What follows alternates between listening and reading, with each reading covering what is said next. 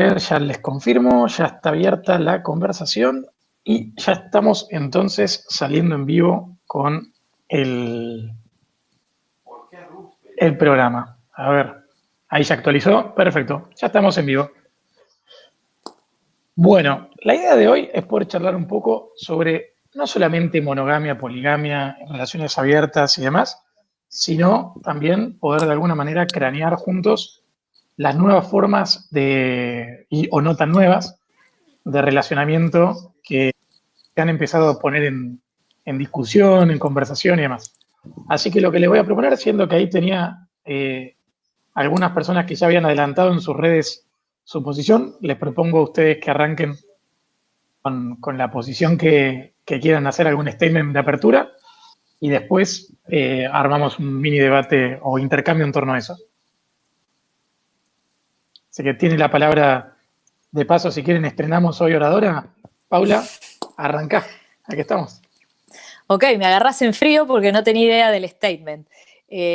A ver, me parece que hacer un statement hablando de poligamia y monogamia una idea. Es un poco fuerte, es como totalmente contraintuitivo. Más bien es como ver qué se presenta e ir devolviendo los, ¿cómo dicen? Los golpes.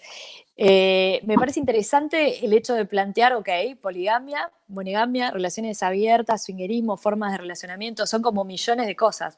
Así que quiero ver los caballeros por dónde es que van tirando las líneas y después, en todo caso, me toca contrarrestar. Dale. Bueno, Luis estuvo estudiando hoy, preparando unos textos para esto, así que Luis, te dejo romper el pool. A ver que arranque Luis, que se preparó. Claro. Dale. Es el único que hizo la tarea. No, estuve repasando un poco algunas cosas que había leído, algunos textos, y un poco para ordenar algo, ¿no? Y ahí tomé tres libros, que me parece que pueden ser buenos disparadores para pensar esto, ¿no? Uno que es El uso de los placeres de Foucault, otro que es El amor libre de Baigorria, y uno de Lipovetsky, que es La era del vacío.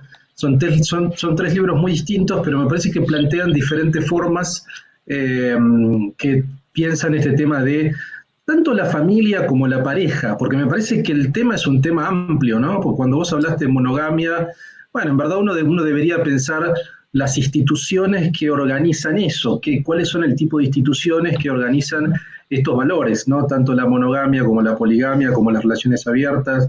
Creo que el tema de la familia va a estar, en algún sentido, siempre como revoloteando. Empiezo, por ejemplo, si uno hace un repaso histórico, uno podría decir que en Grecia existía lo que era una económica. ¿Qué eran las económicas? Eran tratados filosóficos que tenían que ver con la organización del hogar, del oikos, y ahí viene la economía, digamos, ¿no? Todo lo que tiene que ver con lo doméstico. Los griegos eran muy como masculinistas, había una impronta viril muy, muy fuerte, bastante guerrera, y establecían vínculos asimétricos. O sea, el hombre era el dueño, la mujer estaba sojuzgada, era parte de su propiedad, junto con los esclavos, junto con su patrimonio. Por lo tanto, se estableció un vínculo heterosexual en el hogar, pero un vínculo absolutamente asimétrico, donde el hombre tenía todos los derechos y la mujer ninguno. Ahora, eso en forma larvada es lo que después se fue desplegando en Roma, incluso en el cristianismo, lo que conocemos como familia heterosexual reproductiva, digamos, ¿no? Con la finalidad reproductiva. Entonces uno podría tener ahí como un primer punto.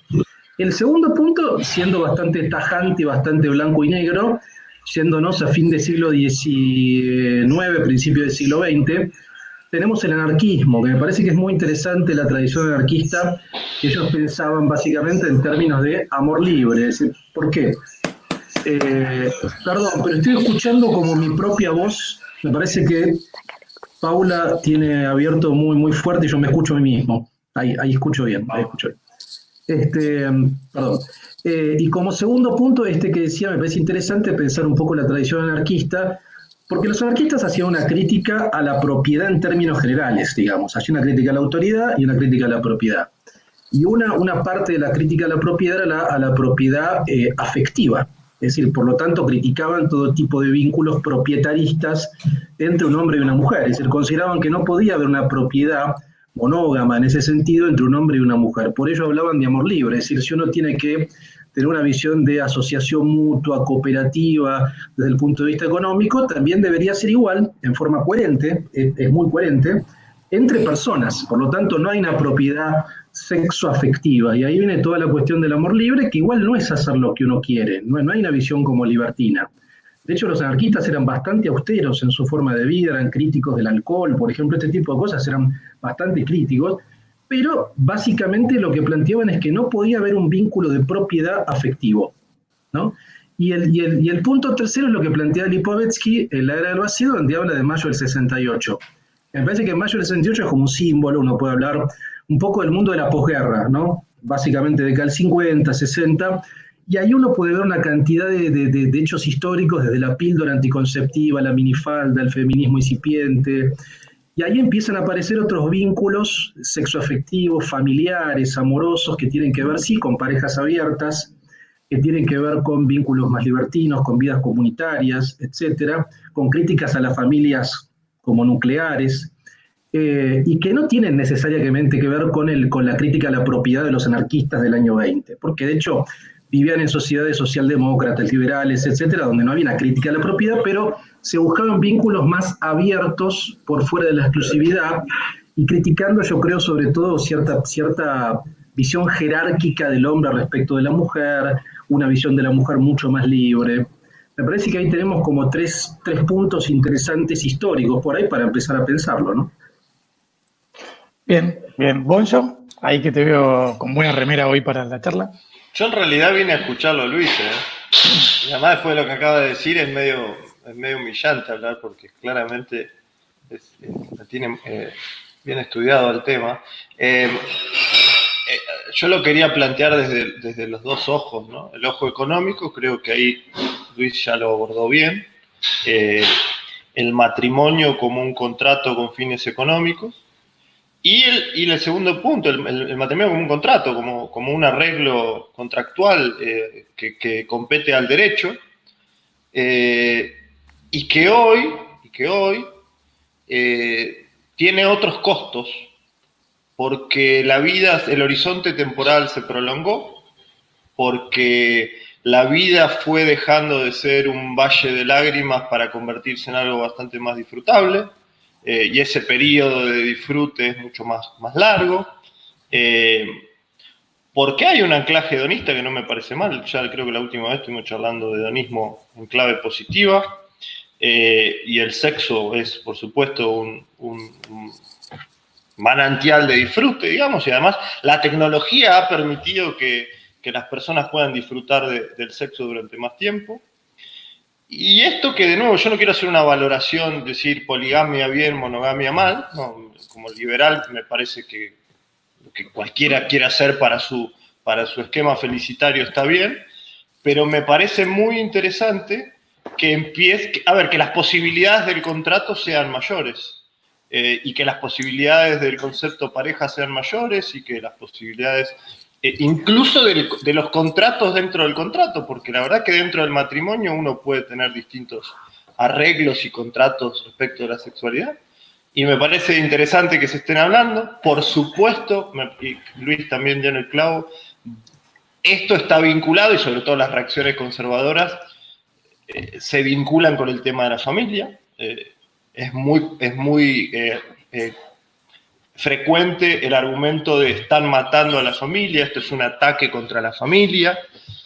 En particular, dicho sea paso, en paréntesis, casi todos los que dicen que están matando a la familia, ninguno creó una familia en los términos, digamos, tradicionales, ¿no?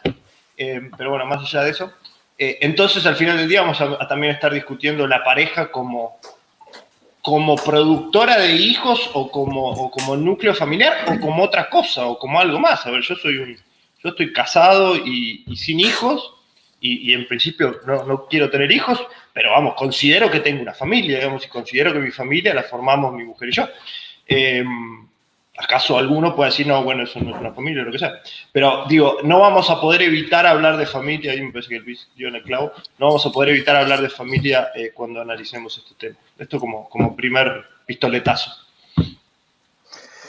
Bueno, yo ahí meto un comentario antes de cederle a Paula la intervención, pero yo lo que noto es que todavía el tema de composición de familia o el de composición o dinámica de relaciones sigue siendo un tema bastante tabú para abordarse. Digo, ha habido un relativo gran avance en materia de discusiones hace relativamente poco tiempo en materia de identidad. Digo, hoy por hoy en todo el tema de la educación sexual integral en las escuelas, más allá de lo que pueda estar bien, mejor, peor, etcétera, lo que permite es hoy poner en perspectiva la construcción de la identidad de las personas, ¿no? Que no estamos obligados a conformarnos a solamente un par o un formato predeterminado, sino que cada uno puede ir haciendo su descubrimiento.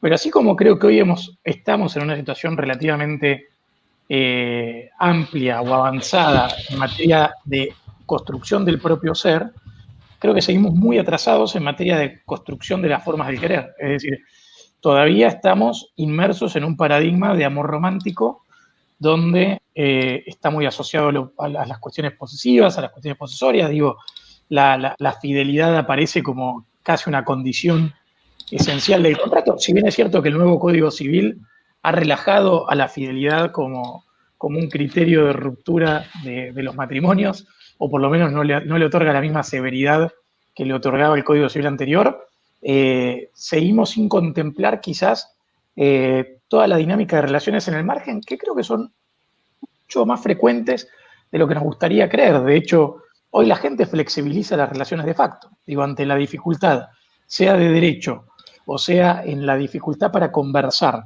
la posibilidad de flexibilizarlas, lo que tenemos es un grado de infidelidad atroz. Digo, y digo atroz no por la infidelidad en sí, sino porque me resulta atroz que relaciones que perfectamente podrían perdurar y funcionar con posterioridad a esa incursión externa, están incorporando un factor aleatorio de riesgo que si las personas son encontradas en esa situación, como no contamos con herramientas para procesar todo esto, termina todo volando por los aires a la mierda y creo en definitiva que termina generando efectos sociales drásticos que no estemos sincerando en muchos casos, que hoy la gente puede amar a alguien y tirarse un tirito por ahí y nadie tiene que salir eyectado por la cosa, o al contrario, capaz tener múltiples vínculos o con diferente jerarquía emocional o con la misma jerarquía emocional. Digo, en ese sentido creo que seguimos lamentablemente insertos en un paradigma, pero también me animo a decir que somos más lo de nuestra generación. Yo ya veo generaciones más jóvenes que no están tanto con estos mambos, tanto con esta forma tan cerrada de creer, por lo cual probablemente en 10, 15 años estemos ante una nueva, espero, ante una nueva realidad, pero también algo que ha pasado con la identidad de género y demás. Yo creo que van a empezar a convivir estos paradigmas, ¿no? Como una suerte de conservadores realistas del matrimonio y que piensan que esa es la única forma de querer válida, y los que estemos más experimentando y pensando en el margen, ¿no? Así que con este comentario, Paula, todo tuyo. Mira, la verdad me pareció súper interesante la intro de Luis, pero yo me pregunto si cuando la gente, por ejemplo, los amigos que nos están escuchando ahora escuchan poligamia, monigamia o poliamor, se empiezan a pensar en instituciones y en contratos, ¿no? Yo creo que en realidad pensamos en sexo, pensamos en vínculos, pensamos en amor, pensamos en celos, pensamos en miedo, inseguridad, excitación. Es decir, son otras las pulsiones primarias que digamos, que empezamos o que se ponen en juego cuando alguien, por ejemplo, te tira sobre la mesa, escúchame, ¿y vos cómo la ves con el poliamor? ¿No? Si alguno de nosotros alguna vez tuvo esa conversación con una pareja y tiene más de 25 años, seguramente, o más de 30, seguramente la primera reacción de muchos no fue, che, qué piola que está lo que me estás diciendo, ¿no? Sino, a ver, hello, ¿quién quiere sacar los pies del plato y por qué?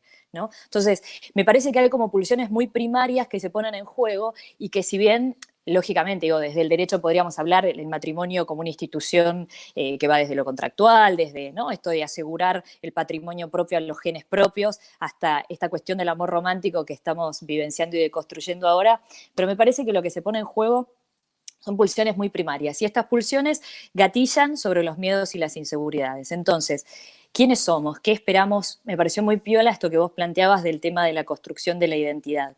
Y también de una cultura muy fast food que estamos viviendo ahora y una palabra clave que tiraron por ahí que es conformarse. Entonces, ¿cuánto hay de una idea del poliamor, por ejemplo, que está basada en ok, yo estoy con alguien y sigo mirando por encima del hombro la posibilidad que alguien aparezca y me complete o complete este vínculo. Una cosa es el poliamor, que es como una monogamia seriada, regulada, y otra cosa no, las relaciones abiertas, ahí habría que quizás más adelante distinguir también. Pero me parece muy interesante esta cuestión de qué estamos esperando de una pareja. Es decir, y desde qué lugar de mi psique, de mi construcción como ser humano, de mis apegos y de mis inseguridades, dónde me paro yo y dónde me construyo yo como ser humano para pararme frente a un otro o frente a otros y poder establecer acuerdos sanos, ¿no? Y no acuerdos que en el papel se vean bárbaros y a la hora de la hora, cuando tengo que salir a jugarlos a la cancha, empiezan a saltar los payasos de esa caja de una manera todavía muy, muy tóxica. Y ahí me parece, y con esto le paso la pelota a Luis, me parece que una cosa es la fidelidad, como vos decís, ¿no? Ya no es una obligación legal. Hace muchos años con Andrés Gil Domínguez discutíamos esto, ¿no? Hace muchos, muchos años que iba a dejar de ser una obligación legal la fidelidad. Yo prefiero hablar de integridad, ni siquiera lealtad, te diría, porque la lealtad es para con uno. La integridad de establecer unos acuerdos, seguirte por esos acuerdos y aceptar las consecuencias si se rompen. Pero bueno, tiro todos estos otros temas y paso la palabra. Quería hacer alguna diferenciación respecto a algunos conceptos, algunas palabras, ¿no? Deseo, amor, amor romántico, son cosas muy distintas, ¿no? Me parece que quizá esta noche vamos a estar todo el tiempo dando vueltas respecto de cómo se vincula deseo con amor, me parece. El deseo es energía psíquica, es una energía psíquica sexual específicamente que todos tenemos. Si alguien es sano, tiene una buena energía psíquica sexual. Por lo tanto, eso parte del cuerpo, ¿no? El amor es cultural, el amor es un hecho cultural y más el amor romántico. Si uno habla del amor romántico, el amor romántico es una construcción cultural que viene desde Provenza, básicamente, digamos, un poco del amor cortés, viene un poco de ahí esa lógica. Incluso no podría remontarse hasta el banquete de Platón, con la idea de los andróginos, que eran esos seres que tenían parte mujer y parte hombre, y Zeus los parte en la mitad. Por lo tanto, toda la mitología consistía en buscar aquella media naranja, esa otra media parte que me faltaba. Digamos, ese es un poco el origen mítico del amor romántico. Entonces, yo creo que es cierto que el amor romántico fue muy, muy, muy pregnante digamos, tanto en la sociedad occidental como en la oriental, pero sobre todo en la occidental. Y eso también me parece que nos matrizó culturalmente, porque si uno se pone a ver cualquier comedia romántica de Hollywood, está un poco articulada en función de la lógica del amor romántico. Pero es indudable que el amor romántico es una construcción cultural. El deseo, no, el deseo es algo psicoanatómico, sexual, que tenemos todos. Por lo tanto, pretender meter el deseo en la caja del amor romántico es imposible. Y subsiguientemente el tema de la monogamia también es una construcción cultural, así como es una construcción cultural que tiene su peso, por cierto, pero es una construcción cultural y uno puede tratar de buscar otro tipo de vínculos. Poligamia, es cierto que son muy distintos, como decía Paula, digamos, una cosa es tener un vínculo de amor libre o de poligamia o de swinger o tener vínculos sexuales distintos o estar enamorado de dos personas. Bueno, son como situaciones completamente distintas. Pero me parece que tenemos que pensar un poco esa diferencia entre deseo y amor, ¿no? Y además, otro dato también, digamos, cuando uno habla de amor, puede hablar de amor filial, amor fraterno. Yo puedo tener amor filial por mis padres, por mis hermanas, por mis hermanos, por mis amigos, y no querer tener amor de pareja. Yo en lo personal, yo no quiero tener amor de pareja, es algo que nunca, como que nunca me surgió. Una vez estuve enamorado, pero no es algo que me surja espontáneamente, que noto que me coarta mi libertad, digamos, ¿no? Hay un elemento de locura en el amor. Hay que pensar que los griegos pensaban que el amor era una forma de locura, es una forma de amor-pasión, que es locura. Entonces, uno también da por descontado un montón de palabras que atrás tienen una historia importante, me parece, ¿no? Totalmente. Che, antes de olvidarme, quiero pasar el chivo, porque para quienes ven ahí arriba un logo, conseguimos sponsor. Creo que hemos logrado un hito en la vida de toda persona de bien que se digna a tomar alcohol, que es que hemos logrado que nos paguen con alcohol por tomar alcohol, lo cual es un éxito. Llegamos, amigos, llegamos, camaradas. Así Esto que es un quiero logro agradecerle. Terrible. Creo que habla de lo bien que estamos haciendo esto. Así que a partir de este sábado, Wine Market Club no solamente que nos va a estar dando a nosotros algo de alcohol para tomar, sino que a toda la gente que nos acompaña, si mencionan que vienen de parte de estos vivos o de nosotros y demás, les hacen 25% de descuento. Así que no solamente vamos a tomar bien nosotros, sino que ustedes también. Dicho esto, agarro el guante que tiró Luis recién en relación a los distintos problemas, ¿no? De las distintas formas de amor. Hay algunos comentarios ahí, por ejemplo, María Fernández, ahí Peterson lo mencionaba recién, la traigo acá a colación. Y creo que ahí está el problema, ¿no? Que no tenemos generados los espacios para poder preguntarnos como una cosa posible que haya otra forma de querer. Antes Paula decía, no, la verdad que hay que tratar de ser íntegros y mantener los contratos y bla, bla, bla, que digo, me parece súper potente el planteo. El tema es que muchas personas, por lo menos fue mi caso, a mí me pasó, digo, de golpe entras en una relación con una lógica monogámica y un acuerdo monogámico, y sobre la marcha, cual salida del closet, te das cuenta que tu forma de querer, digo, no es unidireccional o no se agota cual caballo con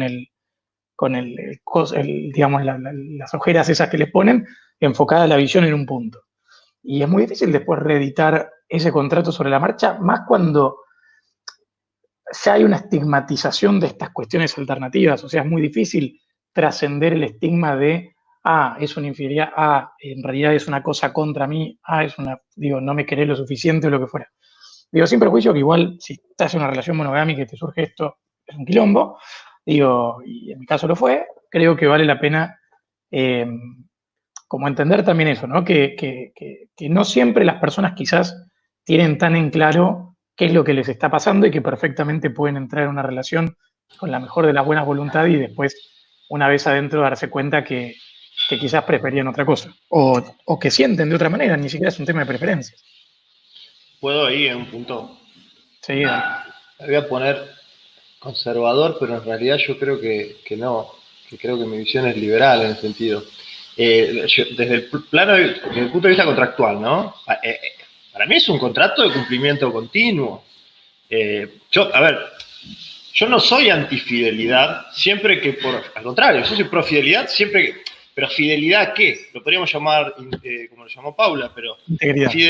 Fidelidad a la palabra, fidelidad al contrato, que lo podés renovar, hacerle enmienda todo el tiempo. Fidelidad puede ser a tu mujer, mira, vos vas a tener sexo con Juan y yo voy a tener sexo con María. Y si tenés sexo en vez de con María, lo tenés con Jacinta, estás siendo infiel. O fidelidad puede ser las cláusulas que vos quieras, creatividad, libertad. Ahora, cuando vos rompes la cláusula que sea, ahí estás siendo infiel, para mí, desde mi punto de vista. Y ese es un problema. Ahora, la fidelidad, y de nuevo por eso necesariamente tenemos que, algunos guiños a la familia tenemos que hacer. Fíjate la disparidad que siempre hubo de la infidelidad masculina con la femenina. Las sociedades todavía toleran mal la infidelidad femenina, toleran mucho peor la infidelidad femenina, porque todavía tenemos anclada la idea que la mujer está en la tierra no solo para procrear, sino para cuidar a los niños. Entonces, la infidelidad femenina es vista como que pone en peligro a nuestros niños.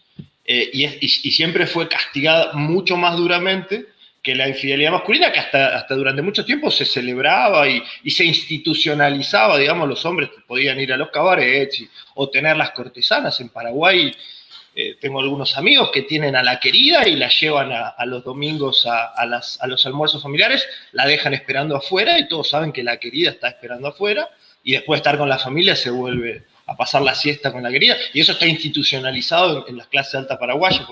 No quiero generalizar los paraguayos, estoy hablando de un caso concreto, pero digo, siempre estuvo esta cosa distinta de infidelidad respecto a si son mujeres o son varones. A ver, tomando lo que vos decís, Ale, y contestándote, Yamil, yo no me refería a los contratos en términos de monogamia, yo me refería a la integridad de mantener la palabra dada en un acuerdo. Y ese acuerdo es más lo que dice Ale, que tiene que ver con el momento en el cual vos conversaste con tu pareja y obviamente dentro de la diversidad infinita que hoy tenemos, que no estamos hablando, porque eso me parece también importante, un poco, Yamil, vos lo decías, pero no estamos hablando de parejas heterosexuales o parejas de personas cisgénero, sino de todo el rango de diversidades y de disidencias dentro de las cuales se expresa la diversidad humana, ¿no? En materia de experimentación del deseo y de la identidad también sexual.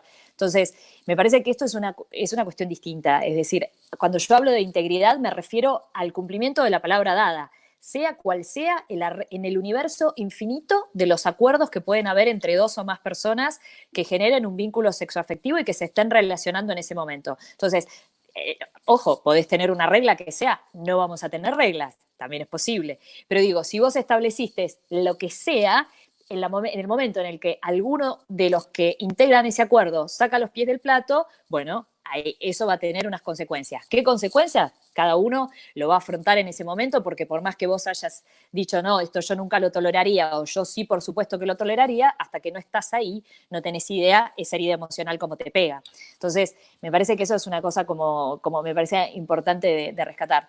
Lo que vos decías, Ale, respecto de la infidelidad de los hombres, cómo es percibida en términos de los varones, en términos de las mujeres, obviamente tiene que ver con esta herencia del patriarcado, ¿no es cierto?, que todavía seguimos cargando respecto de las expectativas sociales y de respecto no solo de las expectativas sociales del lugar de un varón y una mujer adentro de una tercer ente que le podamos llamar familia, sino cuáles son las expectativas en general sociales respecto de cómo funciona una entidad mujer o varón dentro de una familia, pero cómo funciona sobre sí. Porque si vos lo vas a ver, todavía, ¿no?, en pleno siglo XIX, como decían los Lelutier, en pleno siglo XXI, seguimos asociando que, o mucha gente asocia, que las mujeres son infieles por amor, porque se enamoraron de otro, porque tienen esta pulsión romántica de completud que se genera en un tercero, que no es él o la persona que es su pareja, mientras que el varón va pulsado por la sexualidad y por el deseo, cuando en realidad, ¿no es cierto?, los números nos muestran otra cosa respecto de las insatisfacciones sexuales de las mujeres que no tienen ni todo el sexo que querrían, ni cómo querrían, ni la frecuencia que querrían, ¿no? Entonces, digo, esta pulsión del deseo es tan vigente para varones y mujeres. La diferencia tiene que ver, como Ale vos señalabas, con que todavía siguen vigentes unas ideas acerca de la sexualidad de las mujeres y unas ideas sobre también los roles de cuidado, ¿no? Entonces, ese rol de cuidado hace que se espere de vos una responsabilidad, una seriedad, y el que vos pongas por delante tus obligaciones de cuidado frente a lo que pueden ser las pulsiones de tu deseo. Bueno, ahí hablando de las obligaciones de cuidado y los desafíos, de alguna manera, que plantean estos estilos o formas de vidas alternativas, yo el otro día, un poco haciéndome eco de esto que planteaba Estefano acá en una pregunta, estaba en un casamiento y le preguntaba a la persona con la que estaba, digo, ¿cómo deberían flexibilizarse los protocolos con las personas que tienen más de una pareja estable? Digo, ¿qué pasa si yo tengo...? No, porque uno normalmente está invitado a los eventos con un más uno. Digo, ¿pero qué pasa si yo tengo más dos? Quiero venir con... Digo, creo que hay un montón de pequeñas cosas que todavía es interesante pensar cómo podrían empezar a cambiar o a darse determinadas convenciones sociales que hoy están normalizadas, empezar a entrar en crisis o a generar hasta estos pequeños microconflictos que sencillamente, digo, no es culpa de nadie, solo que nadie pensó que alguien podía tener dos personas con quizás igual jerarquía afectiva para atraer a un evento social. Entonces, en ese sentido nos van a dejar de invitar a los que quizás tenemos una inclinación más poli porque vamos a hacer un dolor presupuestario, pero en términos es antieconómico, pero creo que es un lindo tema para pensar. A mí lo que sí de alguna manera me motivó a traer este tema a la mesa es que prácticamente, no voy a decir la totalidad, pero la gran mayoría, por lo menos los hombres que conozco, son o han sido infieles. Digo, lo pondría en el rango del 90%. Y me parece que si no estamos en condiciones de convertir eso en dinámicas no destructivas y en dinámicas no tóxicas, digo, tenemos un problema como sociedad. O sea, lo llevo al plano del problema político. Porque claramente las separaciones tienen costos emocionales, tienen costos económicos, tienen costos de todo tipo. Entonces, si ya hay algo ahí que está pasando, digo, que efectivamente pasa, digo, en algún lado de la cadena la estamos cagando. Entonces, creo que ese es el tema que me gustaría, un poco Ale adelantó, que es como que hay una suerte de norma consuetudinaria de bajarle los decibeles a la infracción masculina de la infidelidad, que quizás evitan que haya tensiones suficientes como para que haga falta hablar el tema más de frente. Pero quiero poner eso arriba de la mesa, ¿no? Digo, ¿por qué seguimos tan enfrascados en dinámicas, por lo menos formalmente monogámicas, con índices tan altos de infidelidad? Sin entrar en cuestiones de género, digo. ¿Por dónde creo que viene la mano? Yo creo que igual es interesante pensar el vínculo entre lo personal con lo social, ¿no? Porque cuando uno habla de infidelidad, digamos, ya hay un tono negativo, es como un tono peyorativo. Me parece que, como decía Alejandro, como decía Paula también, y creo que estamos todos de acuerdo en eso, uno es fiel al contrato. Si el contrato dice que uno puede tener varias parejas o si uno puede tener vínculos sexuales diversos, bueno, uno está siendo fiel al contrato. Me parece que en eso estamos todos de acuerdo.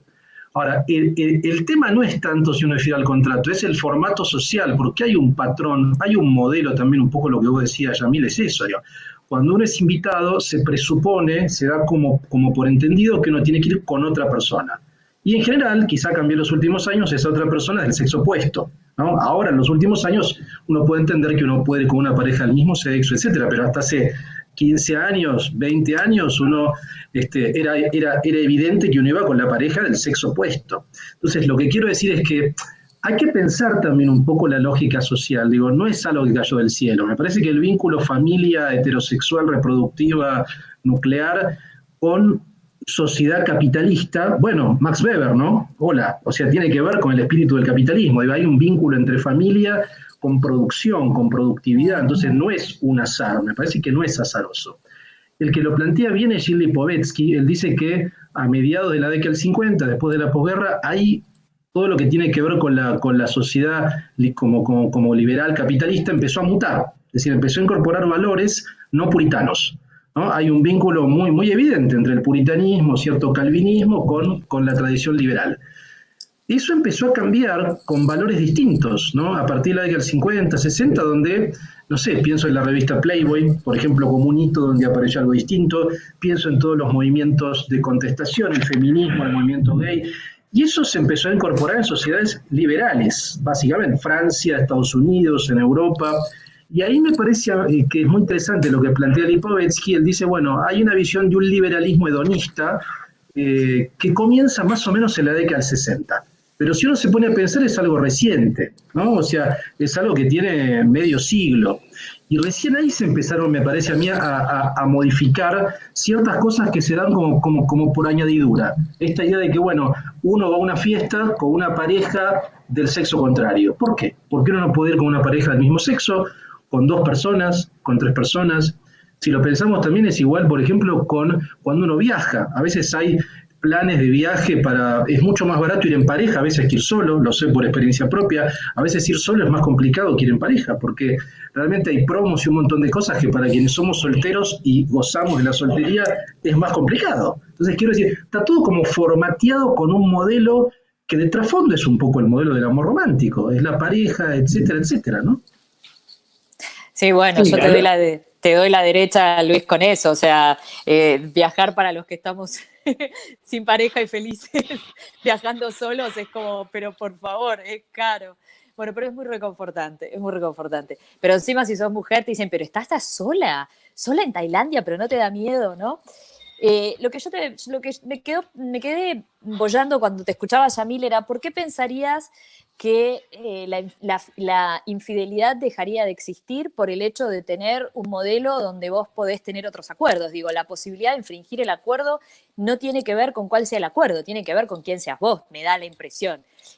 Por lo menos desde mi propia filosofía de vida, ¿no? O sea, no me preguntaría, si bien me parece súper válido cuestionar ya de movida, ¿no? Me parece que los de nuestra generación tenemos un enorme plus en que llegamos a un punto de nuestra vida en el que vos podés entablar una relación con alguien y que sea un tema válido sobre la mesa, mientras que por ahí, qué sé yo, sin ir más lejos, cuando yo me casé, hace como 13, 15 años atrás, o en otro momento vos estabas con alguien y ni se te pasaba por la cabeza que esto podía ser un tema de conversación.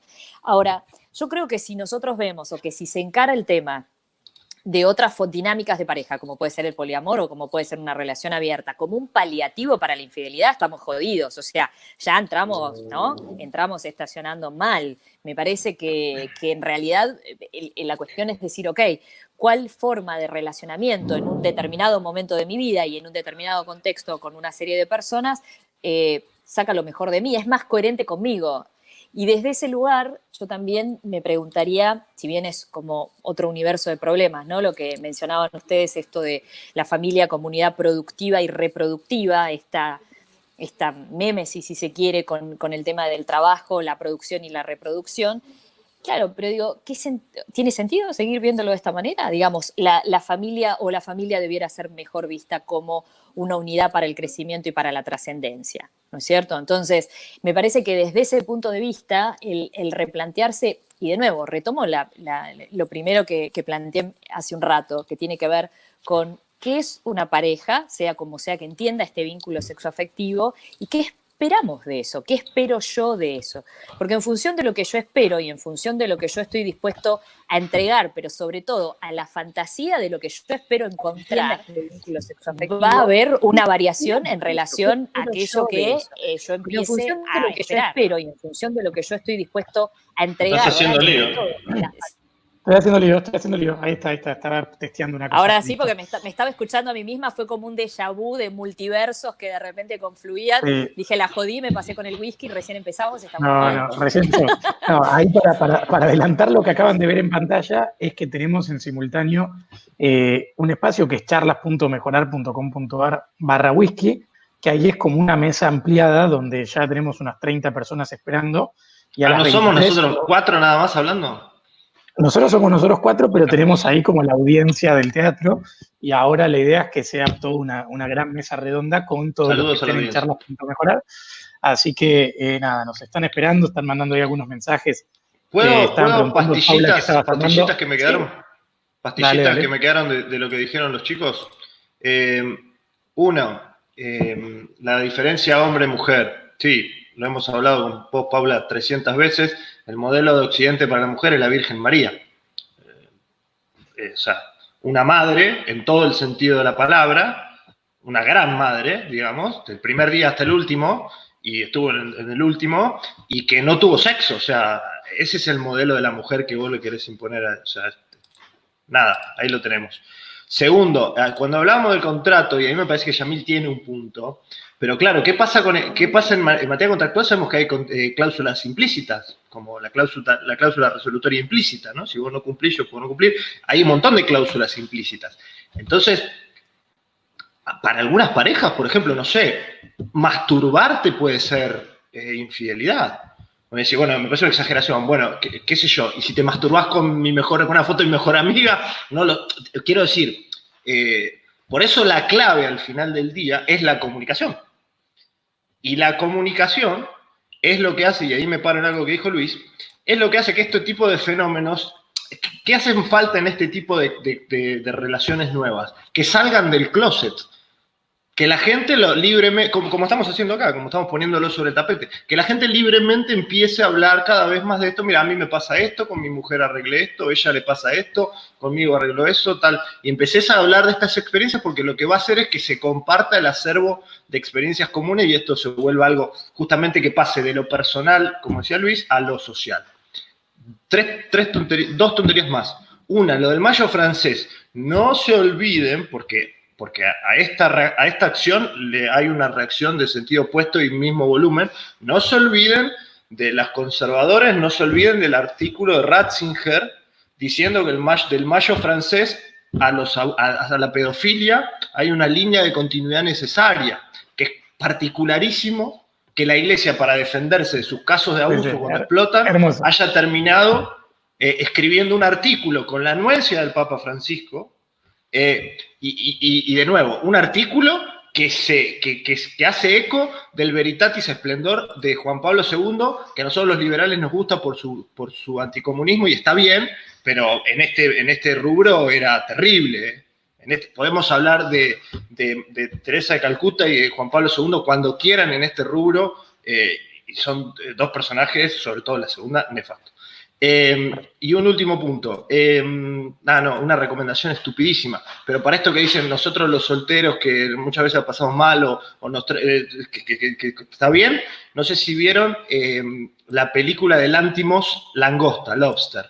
Se las recomiendo, es una distopía donde a las personas que no tienen pareja le dan un periodo de gracia para conseguir pareja y si no las cazan, hay como cacerías donde tienen que correr en el bosque y la gente casada les puede tirar como si fueran ciervos, digamos. Es una película de Lanthimos que como toda película de Lanthimos es un flash. Al horno con papas.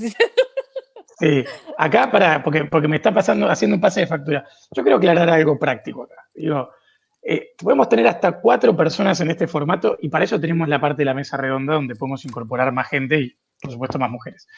Igual se dio por casualidad, sencillamente porque Luis, Ale y yo somos amigos, entonces arrancamos primero con los whiskies Ale y yo, después hicimos un whisky Luis, Diego y yo, y después dijimos, che, ¿por qué no hacemos whisky con más personas? Y así se fue expandiendo. Pero al contrario, de hecho, si después de la charla de hoy Paula se siente lo suficientemente a gusto y divertida y tiene ganas de acompañarnos todos los sábados, tiene las puertas abiertas y si no, siempre está abierto el lugar. Así que además, Paula, yo la conozco mucho y vale por 10 mujeres, así que está sobre representado el sector femenino. No, de ninguna manera es mi obligación decir que no, vamos por mínimo a la paridad, pero no importa, me siento contenta de contribuir en este espacio. Yo quiero levantar un comentario que hizo Paula y que de alguna manera después retomó Ale, que ponemos las cosas a veces en el plano de la pura voluntad, ¿no? Digo, como que esto es un pecado muy liberal, digo, en el sentido de decir, bueno, pero ¿por qué la gente no agarra, no habla, no establece?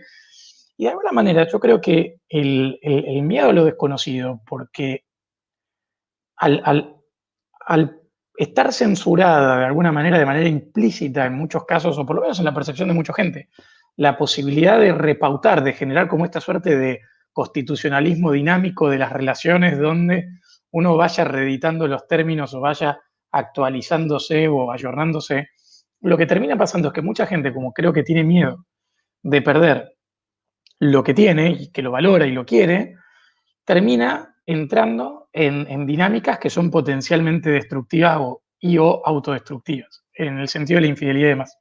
Entonces, cuando decimos acá el problema es que la gente no lo habla, yo creo que, por supuesto, la responsabilidad es principal y prioritariamente individual, pero también es cierto que no, al no estar educados o formados en esto de las opciones o las opciones, digamos, las formas, la gente lo vive con culpa, lo vive con vergüenza, y es un poco, qué sé yo, lo que pasaba hace 20 años cuando alguien tenía inclinaciones sexuales o atracción por personas del mismo sexo. Digo, no es que agarraba y decía, che, mirá, me pasa esto, me gustan los tipos, me gustan las minas, lo vivía a escondidas, lo hacía de manera clandestina, tenía una doble vida, digo, y sencillamente porque hasta en muchos casos no era posible hablarlo. Entonces yo creo que generar este tipo de debates donde de alguna manera ponemos al tema arriba de la mesa y lo desmitificamos o lo tanteamos o lo planteamos como posibilidad, es importante. Y esto no es menor porque uno podría decir, bueno, pero en definitiva uno puede hacer lo que quiere porque nadie te lo prohíbe. Bueno, pero también es cierto que el derecho en algún grado genera ciertas preestructuras y vos hoy jurídicamente no podés tener una relación múltiple. Digo, no podés tener en el sentido formal del término. O sea, técnicamente no podés estar casado con múltiples personas, no podés tener contratos afectivos de distinta índole con distintas condiciones o pautas económicas o lo que fuera. Entonces, ojo que tenemos una mononormatividad, por decirlo de alguna manera, que es flexible, digo, que no es hiperhermética y que es cierto, como decía Paula antes, que ya la infidelidad no es un factor de explosión jurídica como quizás lo era antes. Pero creo que en el plano afectivo sigue estando una sobreactuada condena social sobre la infidelidad, cuando al mismo tiempo hay una enorme adhesión a la práctica. Entonces, hay como una cosa neurótica de todos reprochamos la infidelidad, pero todos en un sentido, respeto a quienes no lo hagan, pero la mayoría practica la infidelidad y al mismo tiempo le otorgamos un peso fatal y nefasto, donde en definitiva parece ser un juego más de atrápame si puedes y como una suerte de competencia de subterfugio que en definitiva tener un espacio real de conversación de estos temas, digo, porque los grupos de amigos muchas veces te censuran, las amigas de las personas, cuando alguien le hace un planteo de este tipo, dice, en realidad te quiere cornear, sos una cornuda, sos un cornudo, mandar a la concha a su hermana. O sea, no es que hay una comunidad de apertura en torno a evaluar lo que a la gente le pasa. Es como que aún así, si se diera un planteo de este tipo, la familia, los amigos, los contextos tienden a la eyección del vínculo normal, por decirlo de alguna manera. Quiero tomar esto que decís porque me parece muy interesante. Vuelvo sobre lo, digamos, como lo anterior, es el vínculo de lo personal o de lo íntimo con lo social. Claramente, yo creo que el derecho siempre llega tarde, es evidente, siempre llega tarde el derecho, digamos, porque, o sea, antes de que existiera como un matrimonio gay desde el punto de vista legal, los gays vivían juntos siempre, digo, o sea, siempre llega tarde, los códigos llegan tarde, entonces es indudable que eso siempre sucede. Entonces, pero a mí me parece que hay que pensar por eso, ¿por qué hay una condena social? ¿Por qué existe la condena social? Bueno, porque hay un patrón, hay un patrón. ¿Ese patrón a qué responde? Bueno, responde indudablemente a como alguna matriz que uno podría llamar, no sé, sociopolítica económica, que implica un tipo de familia, y bueno, sí. Entonces, por eso digo, me parece que no se puede como desligar lo íntimo de lo político, ¿no? Me parece que hay una relación.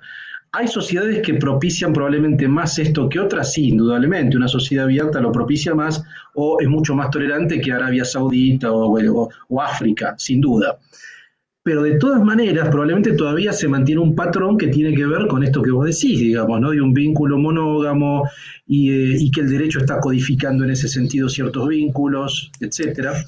Y quería retomar algo que decía Ale, que es muy interesante. El tema de la reacción conservadora es importante, digamos, ¿no? Porque efectivamente, cuando uno podría poner, si uno pone fechas, ¿no? Desde el 45 al 80, me parece a mí que es el momento como más libertario, sobre todo en la década del 60 y 70, en todo sentido. Uno puede tomar la contracultura como un modelo.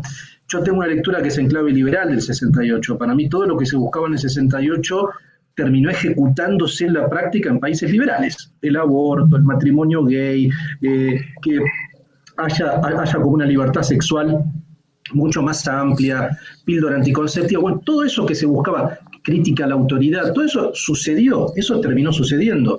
¿En qué países sucedió? En Estados Unidos, en Francia, en Holanda, todos países liberales. Por lo tanto, todo lo que buscaba el 68 fue realizado por políticas liberales, sin duda. Ahora, me parece a mí que en los 80 vino Reagan y vino los neocon, o sea, vino toda la revolución conservadora que era, no, salvemos a la familia nuclear, hay que combatir la pornografía, hay que combatir la prostitución, etcétera, etcétera.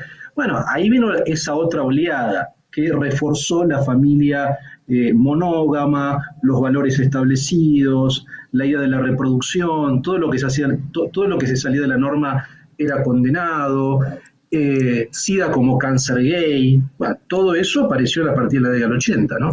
Son oleadas, me parece a mí, ¿no? Son oleadas de reacción y de expansión. Pero cierro con esto, me parece a mí que no se puede disociar lo social con la esfera familiar y con la esfera de la intimidad, porque termina siendo codificado, porque es codificado de hecho. Yo soy una doctora en Derecho que le aburre sobremanera hablar de Derecho, así que voy a seguir evitándolo. Y en todo caso, sí, no, me torra, pero en todo caso, ya cumplí con Dios y con la patria con el doctorado, pero en todo caso sí, porque nos estamos acercando ya a la hora de pasar al otro formato. Sí me parece interesante plantear dos cosas. Dos puntos muy relacionados. Uno, básicamente, que una palabra que anduvo dando vuelta, que es fidelidad, y me parece que es qué entendemos por fidelidad, ¿no? Y ahí una cuestión, por ejemplo, de la intimidad afectiva, es decir, que yo desarrolle ciertos grados, claramente la gente suele asociarlo con el tema de la exclusividad sexual. Ok, la exclusividad sexual, ¿y qué es sexo? ¿Sexo es una relación sexual consumada? ¿Sexo con genitalidad de por medio? ¿Sexo es besarte? ¿Sexo es chapar un poco más heavy? La intimidad afectiva, es decir, ok, yo no me desnudo con alguien, o yo no me beso con alguien, o yo no me transo, como decíamos cuando yo era chica, con alguien, pero yo tengo una persona que es un confidente, que es la primera quizás a la que yo acudo ante una situación en la que estoy tensa o en la que estoy muy contenta a compartir algo, y esa persona no es quien es mi pareja. ¿Eso es fidelidad? No es fidelidad. ¿Cómo son nuestros acuerdos en términos de manejo de intimidad afectiva? Esther Perel, que es una terapeuta absolutamente belga, absolutamente alucinante, que les recomiendo mucho a los que todavía no la han escuchado.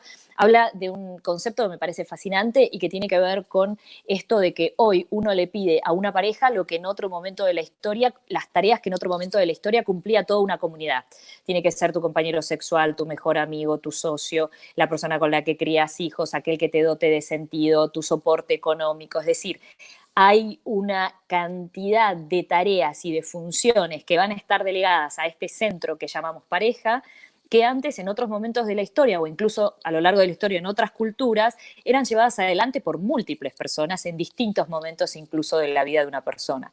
Y rescato, y con esto cierro, pero para mí la idea central no tiene que ver con el afuera, es decir, yo puedo poner las reglas que quiera y las puedo cambiar todas las veces que quiera. El tema es desde cómo me interpela una situación como esta a mí, es decir, desde qué lugar estoy yo parada frente y qué es lo que yo espero y qué es lo que voy a buscar o qué es lo que yo voy a compartir. Porque si yo voy a ver una pareja, sea de 1, de 3, de 5, abierta, flexible o monogámica clásica, heterosis, si yo lo voy a ver como, no sé, la heladera a las 2 de la mañana en época de cuarentena, ¿no? El que esté libre de pecado que tire la primera piedra, que yo voy a saquear porque necesito algo dulce, si yo lo voy a ver como un lugar al que yo voy de saqueo emocional, sexual, económico, existencial, estamos pero recontra fregados. Y da lo mismo cuáles sean las reglas que pones, lo mismo las reglas que vas a quebrar. Bueno, yo creo que como toda cosa que uno no maneja, quizás a veces se proyectan ciertas fantasías o puede hasta haber un abuso del instituto, pero creo que justamente la falta de opciones hace que las personas no tengan en claro qué es lo que quieren. Por ejemplo, antes vos habías hecho el comentario, Paula, de quizás la necesidad de separar relación abierta de poliamor, ¿no? O de relación poli. Y eso es súper importante porque básicamente es la diferencia entre una dinámica donde se jerarquizan vínculos de otra donde no, con posibles distintas reglas de juego en distintos casos. El problema es que como hoy tenemos como una suerte de mundo sin grises, digo, por lo menos desde lo normativo, lo enseñado, digo, o por lo menos de lo que la mayoría de las personas logran codificar y entender las formas posibles del querer, sobre todo con esta neurosis que planteaba Luis, medio hollywoodense, donde las películas nos plantean esta idea de amor romántico, heroico, de entrega total y de sacrificarse por el otro. Digo, creo que al contrario, el poder de alguna manera pensar todo este tipo de cosas tiene que ver con no poner el eje en el otro, sino ponerlo primero en uno, escucharse y a partir de eso relacionarse. Y ese cambio de paradigma egoísta en un sentido bien entendido es algo que todavía está condenado, digo que está condenado desde lo socioeconómico, muchas veces con esta idea de la solidaridad por sobre el propio interés, pero también desde el punto de vista del amor, hay una idealización de la entrega por el otro. Y muchas veces eso dificulta poder, digamos, ser reflexivo, ¿no? Mirar hacia adentro de uno mismo y decir, che, ¿qué me está pasando? ¿Qué me pasa con esta compañero de trabajo, con esta compañera de trabajo? ¿Qué me pasa? Digo, ¿y cómo se conjuga eso con la persona que tengo al lado? Digo, porque quiero que el otro me coja, digo, lo quiero menos y después lo quiero menos, o lo quiero igual o lo quiero más, no sé, digo, cada persona es un mundo. Pero yo quiero rescatar este tema porque si no, creo que a veces lo ponemos en el plano de la pura voluntad, que entiendo que es fácil para las personas que estamos deconstruidas, pero también digo, yo salir del monocloset y de alguna manera hacerme cargo de todas estas contradicciones y temas, fue un quilombo que básicamente se cargó la relación de pareja que tuve durante 8 años, con hijos, con toda la historia. Digo, no es que es gratis.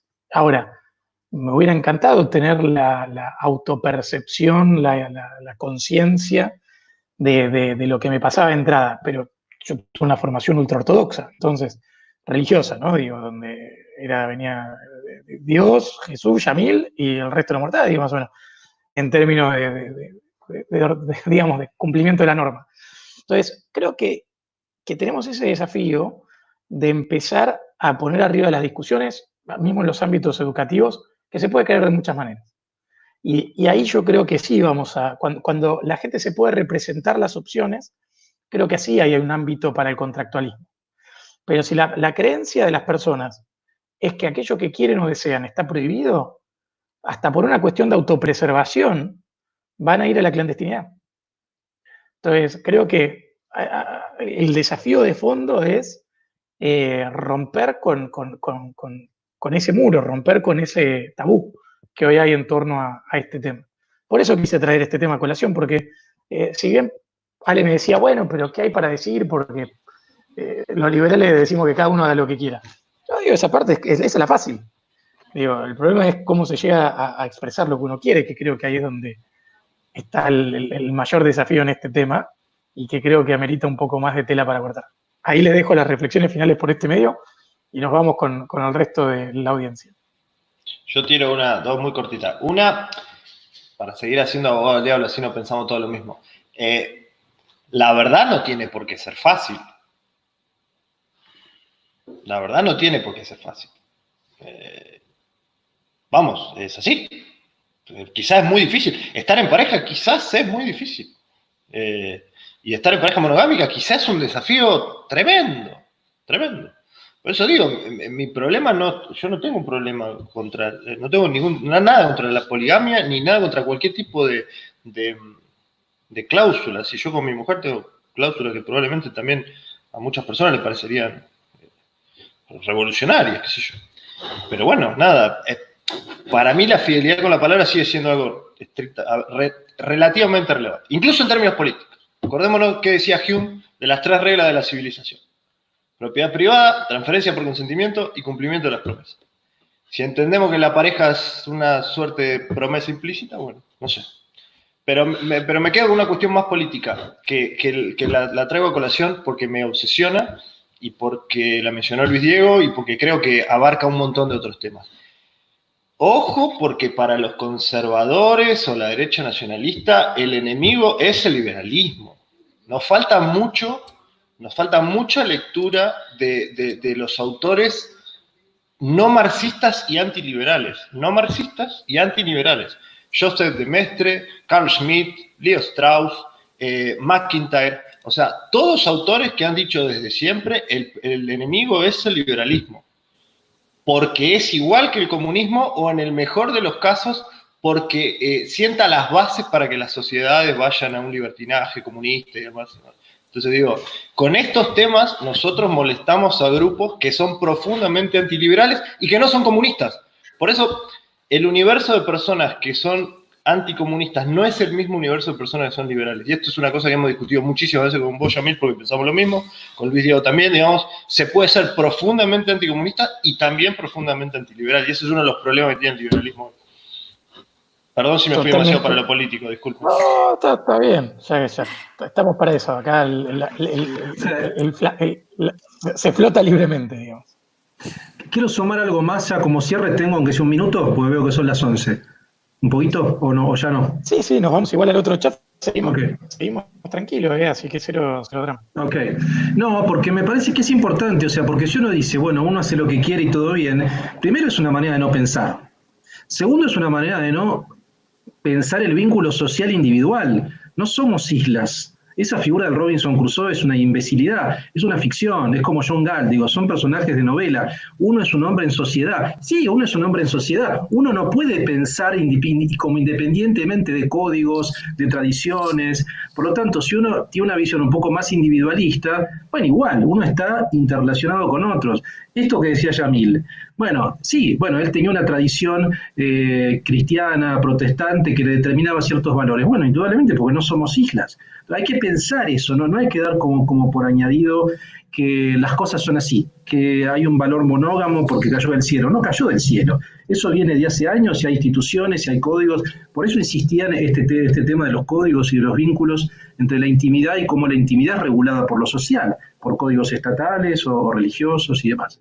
Y un temita sobre lo conservador, indudablemente, si uno escucha a los conservadores, están haciendo, y yo escucho bastante a los conservadores, a todo tipo de conservadores, y veo que hablan todo el tiempo de organizaciones intermedias entre el Estado y el individuo, por ejemplo, la familia, las iglesias. Ellos quieren reforzar todo el tiempo eso, ¿no? O sea, bueno, yo no soy estatista, pero tampoco soy individualista. Para mí es importante la familia, es importante la iglesia, la asociación, son comunitaristas, ¿verdad? El germen es comunitarista, ese es el elemento.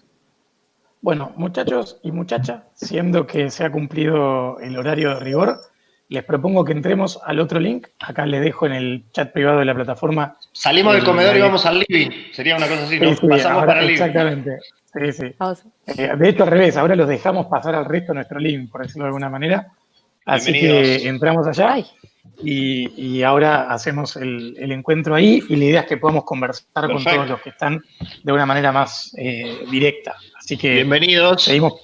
Seguimos por allá. Para que siento que de algún modo me tengo que mover. No me tengo que mover.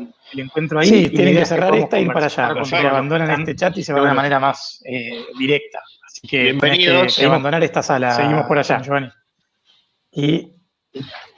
¿Abandono esta sala? Sí, vos abandonás esta sala. ¿Y cómo hago?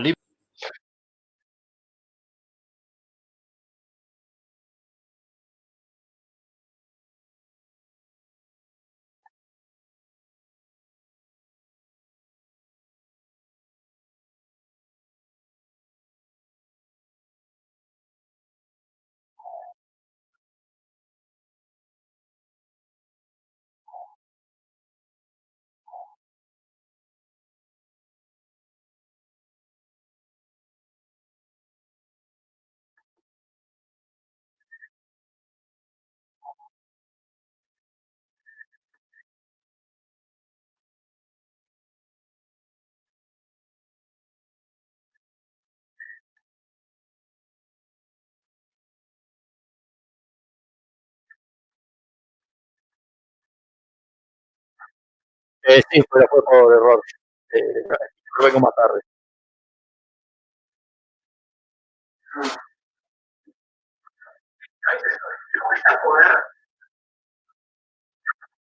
Sí, pero vengo más tarde.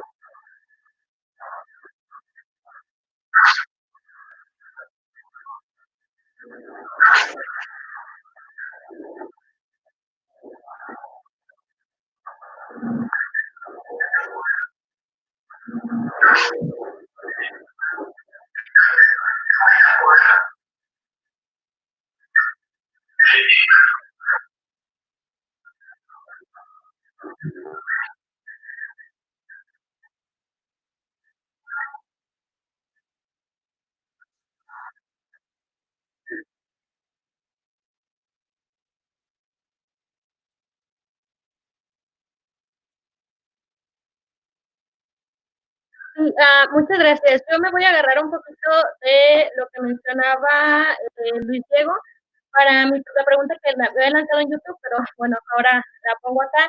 Es, bueno, en algunos estudios de corte feminista, mucho se menciona que el deseo pues también es producto de la cultura. Entonces la forma en la que yo voy a sentir pues va a depender de estas construcciones que ya se venían dando desde hace mucho tiempo, ¿no? Me gustaría escuchar qué es lo que piensan al respecto. Yo ponía de ejemplo bueno, algo particular. Un amigo mío siempre me está diciendo que su catolicismo pues le agrega este plus a su deseo, ¿no? Eso pues me gustaría ver qué es lo que piensan. Muchas gracias.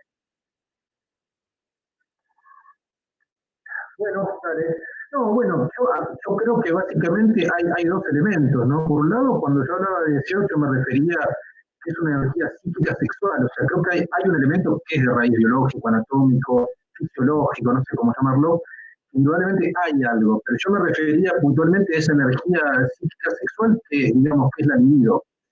Pero es cierto lo que vos decís, digamos, ese es el elemento que uno podría llamar más biológico, natural.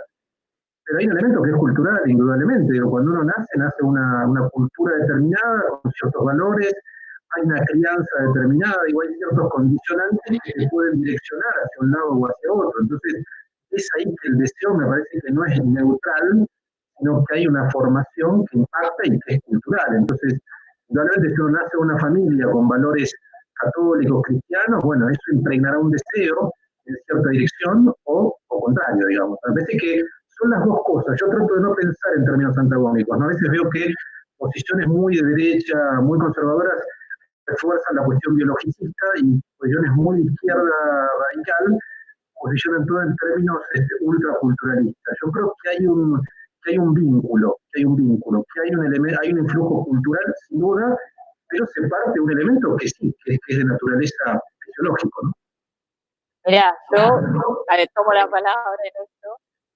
Mirá, me parece que el deseo es una pulsión, es una tormenta. A ver, nosotros somos como pares trenzados telefónicos, es imposible pensar la psique distinguida del cuerpo y distinguida de la conciencia, digamos, esto está neurobiológicamente comprobado hace mucho tiempo.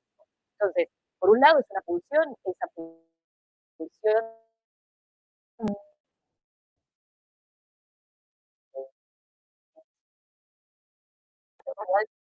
una adrenalina, ¿no es cierto? Dopamina, serotonina, todo este poco, cuando alguien te gusta y te hace esa mariposa en la cabeza, ay, estás drogado, literalmente drogado.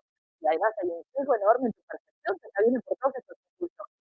Por otro lado, digamos, está toda la parte del inconsciente, ¿no? Cuando alguien te atrae, entra a pulsar también todos estos mambos y todos estos rollos, a raíz del cual te atraes con alguien.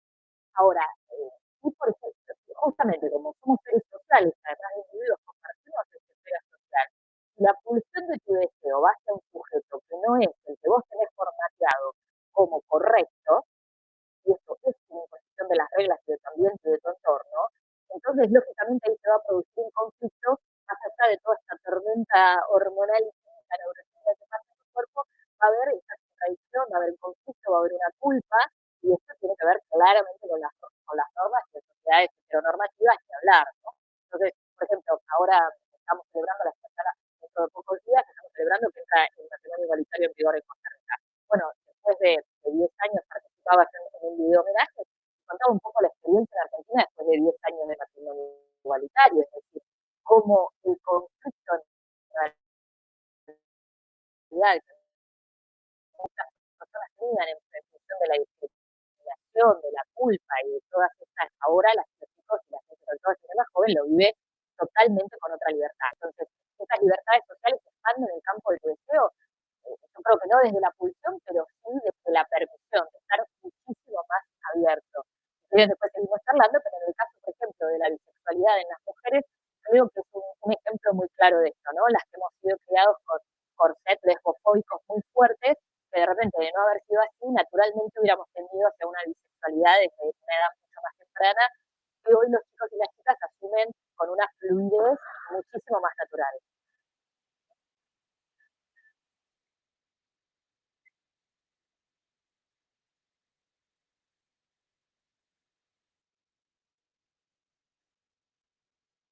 No me voy a hacer cargo de tu fantasía, Gabriela, claro.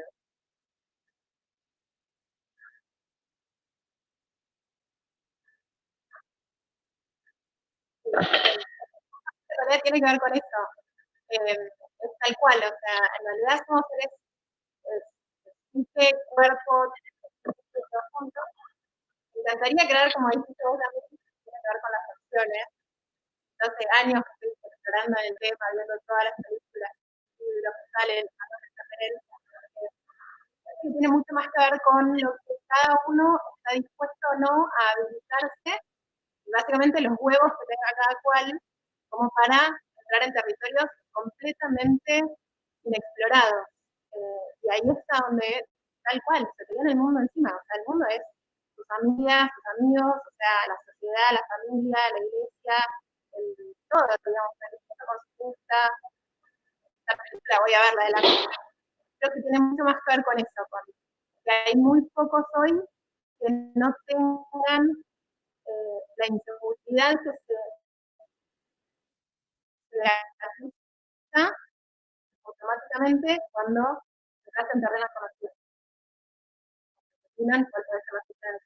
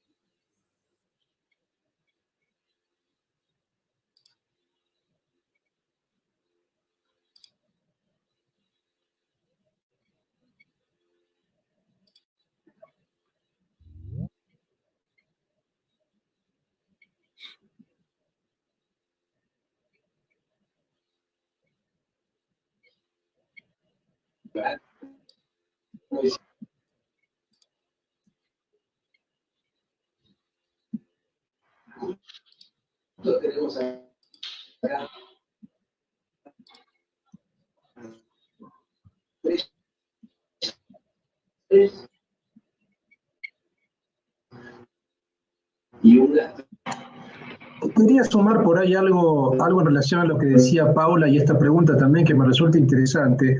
No, un poco en relación con el concepto de identidad sexual, ¿no? Yo tengo la impresión de que las identidades sexuales en general, digo, yo creo que las identidades son ficciones, que son ficciones en clave normativa, social, que uno necesita para interactuar con otros. ¿Qué sos? ¿Heterosexual, homosexual, bisexual? ¿Qué sos? ¿Abogado, padre de familia, casado, soltero? Son todas ficciones en cierto sentido que pueden mutar. Yo creo, esta es mi vivencia, yo creo que es más importante el deseo. Y si el deseo cambia, en mi caso mi deseo cambió muchas veces, cambia la identidad. Uno puede ser heterosexual en cierto momento, bisexual en otro, fetichista. Me parece que eso puede ir cambiando. Entonces yo creo que uno también tiene que darse el permiso para vivir diferentes identidades con mayor libertad. Por lo menos eso es lo que yo hago. Yo no quiero hablar de mí porque intento no ser autorreferente en este caso, pero me parece que te puedo asegurar que cuando uno se da cuenta de esa ficción, que es la identidad sexual, uno es mucho más libre y goza mucho más y vive con mucha más paz y alegría. ¿Puedo una cosita ahí? Porque me gusta lo que dice Luis. Yo no sé si, a ver, no sé si la llamaría ficción en el sentido de que, vamos, sino todo lo que uno se construye es una ficción, ¿no? Ahora, sí la llamaría ficción, y ahí estaría muy de acuerdo con vos, si lo queremos anteponer como ese esencialismo de que uno al final del día es de determinada manera, ¿no? Y tiene una esencia. Y eso tiene un montón de connotaciones, ¿no? ¿Te fuiste, Luis? Te dejé de ver. No, estoy. Perdón. A mí me hace muchísimo ruido el esencialismo, como me parece que te debe hacer ruido a vos. Y si ese es el punto, estoy de acuerdo con vos. Pero digo, uno se construye un montón de identidades y estoy de acuerdo en que las identidades fluyen. Y si estoy en un grupo de contadores me voy a sentir abogado, y si estoy en un grupo de porteños me voy a sentir santafesino quizás. Ahora, después estoy en Santa Fe y no me estoy sintiendo santafesino. Digo, es fluir. Ahora, sí lo antepongo con esa idea esencialista de que uno es de determinada manera y tiene que descubrirse, ¿viste? Esta cosa de descubrirte a vos mismo, como si vos no fueses un río en el sentido de Heráclito, ¿no? De que todo el tiempo está cambiando, o sea, ¿no? Mira, yo creo que en ese sentido hay algo muy interesante que es Hume. Hume pensaba la identidad como unas de percepciones, y eso lo toma Deleuze también. Digo, esa idea de que no existe el yo. Hume decía que no existía el yo. Es un concepto inventado. Uno es una identidad y una identidad es un haz de percepciones. Si las percepciones cambian, si tus afecciones, tus vivencias cambian, cambia tu identidad. Por lo tanto, si tus actos sexuales cambian, cambia tu identidad. Si tu profesión cambia, cambia tu identidad profesional. Entonces, en ese sentido, coincido con vos. Yo, por supuesto, que no creo en ningún tipo de esencialismo de nada. Y me parece que a veces esas ficciones temporales pueden ser corsets que nos obturen la posibilidad de tener una vida más experimental. Sí. Yo tengo una vida más experimental y está bueno. Es cierto que a veces de una vida más experimental te puede llevar a cierta soledad, porque quiero decirlo también, porque obviamente uno interactúa con personas que están más seteadas. Es verdad que te puede llevar a cierta soledad, pero igual te puedo asegurar que es muy lindo, ¿eh? Está bueno. Tengo que hacer un comentario, sí, como abogada de muchísimos años de la comunidad LGTBI, respecto al tema de identidad sexual. Es decir, tomo este concepto de las identidades y de la fluidez dentro de la identidad porque está íncito en su concepto.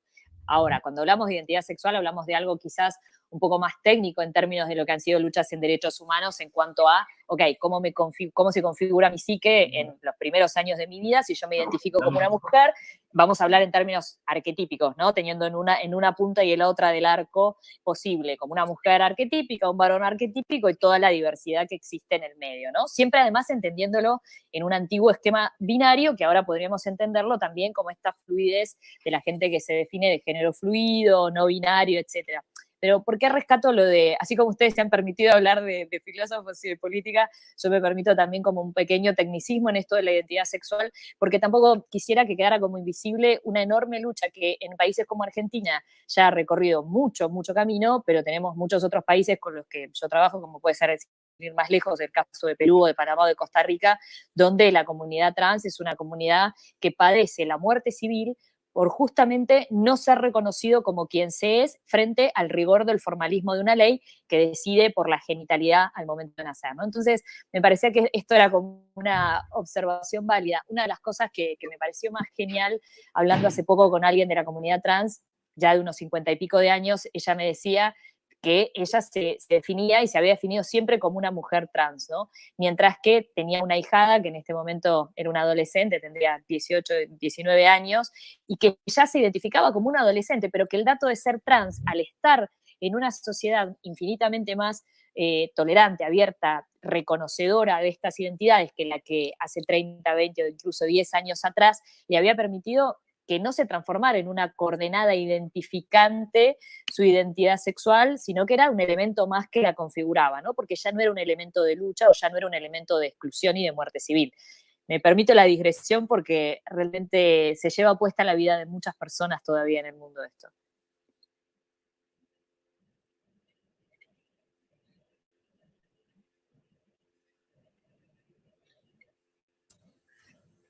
Bueno, hola a todos. Gracias nuevamente por estas charlas que son tan enriquecedoras. Básicamente, yo ya hace un ratito que vengo con la mano levantada, así que me voy a remitir a algo que se estuvo hablando un poquito antes, ¿no? Sobre una cuestión de que muchas veces esta concepción de la familia es incluso formada desde parte de otro tipo de instituciones. Incluso el Estado de hecho es el que termina diciendo, ¿no? Más o menos cómo tiene que ser la familia. Y en ese sentido, también ver que las leyes que hay hoy en día, más allá de que buscan estructurar esta idea de familia, incluso a veces tienen, podríamos decir, errores, tal vez. O sea, cuestiones que se les va de la mano. Por ejemplo, hoy en día, por la ley actual, tenemos la posibilidad de que una persona tenga 3 padres. Es decir, gracias a la fertilización asistida, 2 que le aporten los gametos y una mujer que el útero, ¿no? En ese sentido, podemos tener una persona con 3 padres. Sin embargo, también la ley genera que solamente 2 de esos padres puedan casarse, por lo cual acá ya entramos hasta en una contradicción que veo, incluso legal, a la idea de tanto familia tradicional como a la posibilidad de conformar, yo qué sé, que, por ejemplo, esos padres estén casados. Básicamente quería hacer esa reflexión. Muchas gracias.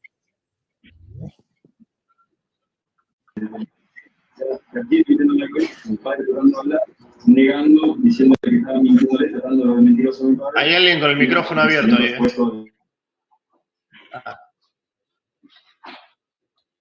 Ok. Escúchame, Paula, de lo que acaba de decir Javier, es experta, así que creo que la tenemos que escuchar a ella. Gracias por el chivo. Pero hacelo sintético. Mira, justo terminamos hace muy poco, yo formo parte de un comité de expertos de Naciones Unidas y hace muy poco terminamos de matarnos con este tema. en realidad no es que hay un reconocimiento, no es que tiene tres padres, ¿sí? Una cosa es el reconocimiento de la filiación, y es verdad lo que decís, el Código Civil solo te permite el reconocimiento de filiación de dos personas. Hay en este momento un par de juicios pidiendo la inconstitucionalidad de ese artículo. Y en el caso, y otra cosa tiene que ver con el tema de quién va a ser el padre y quién va a ser aquel que provea las gametas para que ese ser llegue a la vida, que pueden ser dos o más. Entonces, una cosa tiene que ver con la parentalidad, con quiénes van a ejercer la función materna o la función paterna, y otra cosa distinta es quiénes van a ser los progenitores, aquellos que van a poner el óvulo, el espermatozoide o incluso el útero para gestar.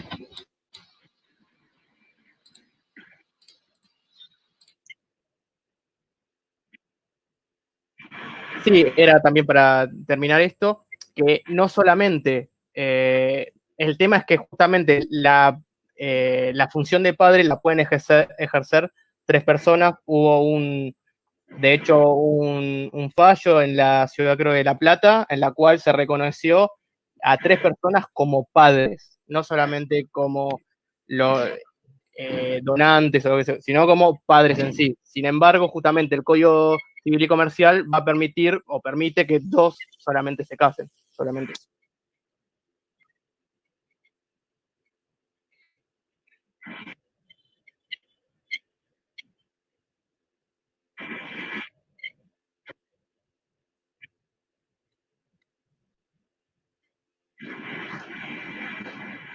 Hola, ¿cómo están? No iba a participar en primer lugar, no sé si se escucha, porque tengo como, no, sí, bueno, pasa que, sí, no sé si voy presa porque no debería hablar de esto, pero bueno. Y bueno, uno es dirigente, qué sé yo, viste, hay mucho sesgo. Justamente ese sesgo es lo que hace que uno piense dos veces si va a opinar. Bueno, en primer lugar, excelente la charla, la verdad que uno se anima a estas cuestiones a partir de los exponentes, ¿no? A mí me parece que la cuestión del poliamor ocurre tanto cuando te ocurre, más que un planteo social, es cuando te pasa, ¿no? Cuando te pasa por encima te lo planteas.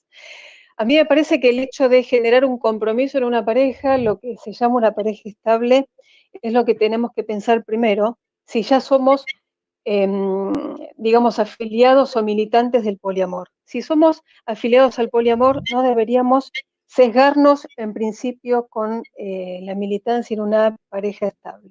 Por eso muchos estamos solos, entre comillas, o no con compromisos estables por esta militancia. Entonces, el hecho de generar el poliamor ocurre necesariamente luego del compromiso que nosotros mismos nos imponemos de ser pareja de alguien. El ser pareja de alguien conlleva una responsabilidad, sobre todo en la cuestión de la fidelidad, porque justamente ser pareja tiene que ver con ser de a dos. Por lo tanto, el poliamor me parece que es una deformación misma de la pareja, lo cual primero tendríamos que plantearnos que si tenemos esa inquietud, no seamos pareja de nadie en principio. En primer lugar.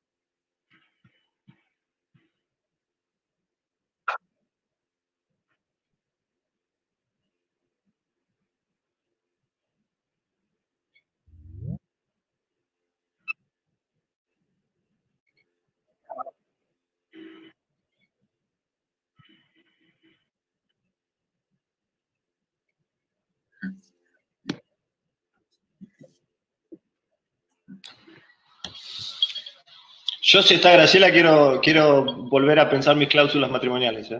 Ah, bueno, no, dejen de joder. No.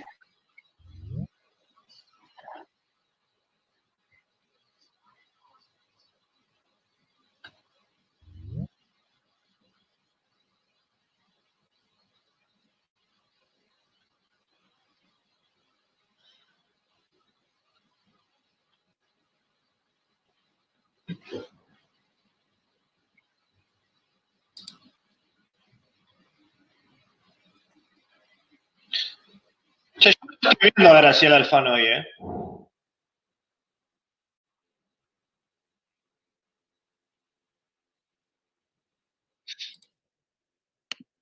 Ahí estoy. ¿Estoy toda?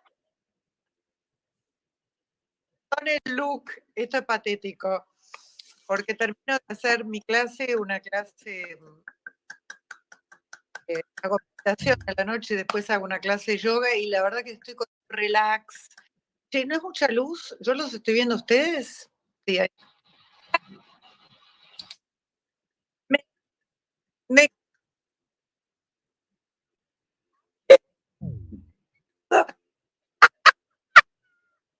No, esto está buenísimo. No sé por qué, porque tengo esta luz acá, pero quedo que parezco un ser de luz.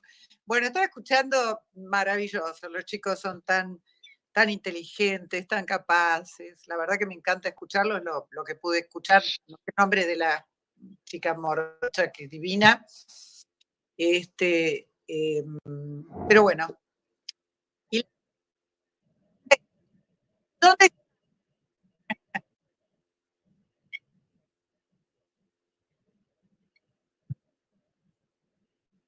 Sí, bueno, el tema es largo del poliamor, ¿no? Por empezar bueno, mi perro se unió también, ahí lo ven. El tema es poner, digo, varias cosas, analizarlas, ¿no? Abrirlas un poquito, por eso está muy bueno que cada uno exprese lo que está pensando y que los otros escuchemos, también para ir procesando eso como suma y como variable, ¿no? De algo nuevo que va modificando eso que pensamos. Yo escuchaba a alguien, no sé quién, pero perdón, Yami, tradúcime, la última chica que habló, que estuvo Juliana. Julieta,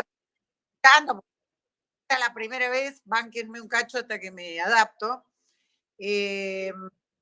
Algo que tenía que ver con la pareja, con la estabilidad, con el equilibrio, con las nuevas conformaciones, ¿no? De esto que plantea el poliamor. Yo creo que tiene que ver con blanquear algo que ya está funcionando. O sea, creo que Bert Hellinger, ¿viste? Este psiquiatra que murió ahora hace poco, las constelaciones y todo esto, dice que en las parejas que tienen o que planean tener varios años y ser esas parejas largas, tienen que tener 5 permitidos por año, por año.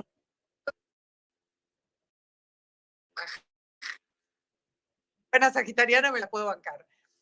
5 permitidos por toda la extensión de ese matrimonio, ¿no? Te los podés gastar en un año, te los podés ir gastando, y que es para las dos partes. Entonces ahí tenemos el tema de la pareja como núcleo y de los satélites, pero los satélites de esta pareja tienen que ser tomados como individuos, no como objetos de uso de la pareja. Ese es, digamos, lo que me flashea a mí, que no es que la pareja, viste, como swinger, te cambio, es una cosa como tipo cosificación de todo. No me parece ir más profundo. Tenemos que entendernos. ¿Te acordás? Pichón Rivière decía que cada uno tenía que ser como esa teoría matemática, cada uno independiente, y como dos círculos que se tocaban en un punto. Y en eso la pareja funcionaba completamente independiente, nadie complementando absolutamente a nadie, sino caminando un tiempo, el tiempo que sea, en conjunto. Y en esto, a ver, ¿somos realmente monogámicos? Amar a otro, ¿es posible? ¿Es posible amar a más de uno? Obvio, mirá con tus amigos. Yo amo profundamente a muchos amigos. Y también puedo amar a un hombre y puedo amar a dos hombres, y puedo amar a una mujer y puedo amar a otra mujer. Porque no tiene nada que ver con el sexo, sino que tiene que ver con el individuo, con la persona, con lo que es, con el sujeto. Y en esto también tiene que ver con otra cosa, que es que muchas veces se confunde la identidad con la elección de objeto sexual. Si yo soy una mujer, tengo una identidad de mujer, si elijo una mujer para tener una pareja, soy lesbiana, homosexual, y si elijo un hombre, soy hetero. Pero si yo me siento un hombre adentro, ya sabemos que el cuerpo está diferenciado de la mente. Entonces, yo porque me siento un hombre adentro, elijo una mujer, en realidad soy heterosexual.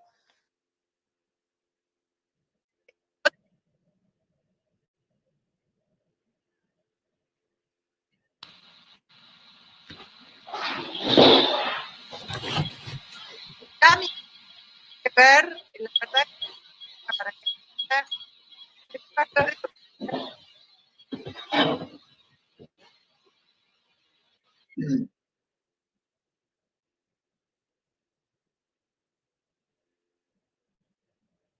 los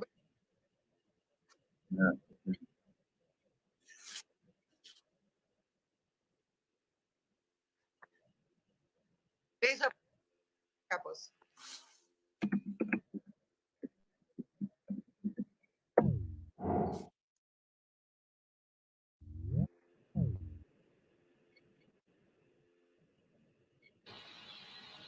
No, me reprimiste fundamentalmente, pero no, te jodo.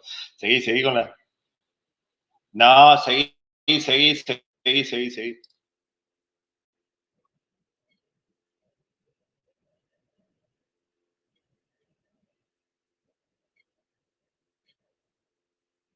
Lo dejo primero de Eloy y después voy.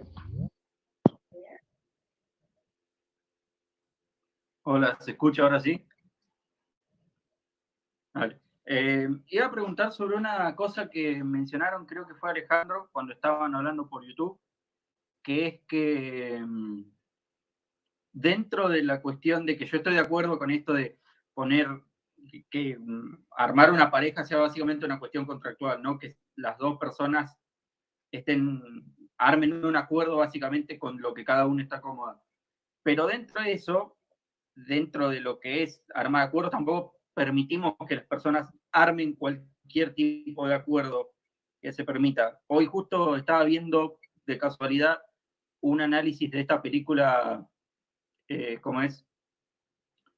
50 sombras de Grey, que se supone que retrata una relación sadomasoquista, pero que si te metes a investigar las personas que realmente practican un estilo de vida sadomasoquista, en realidad es una relación bastante tóxica que se disfraza como una relación sadomasoquista y que muchas personas dicen que si se tomaran las precauciones adecuadas, eso no se permitiría.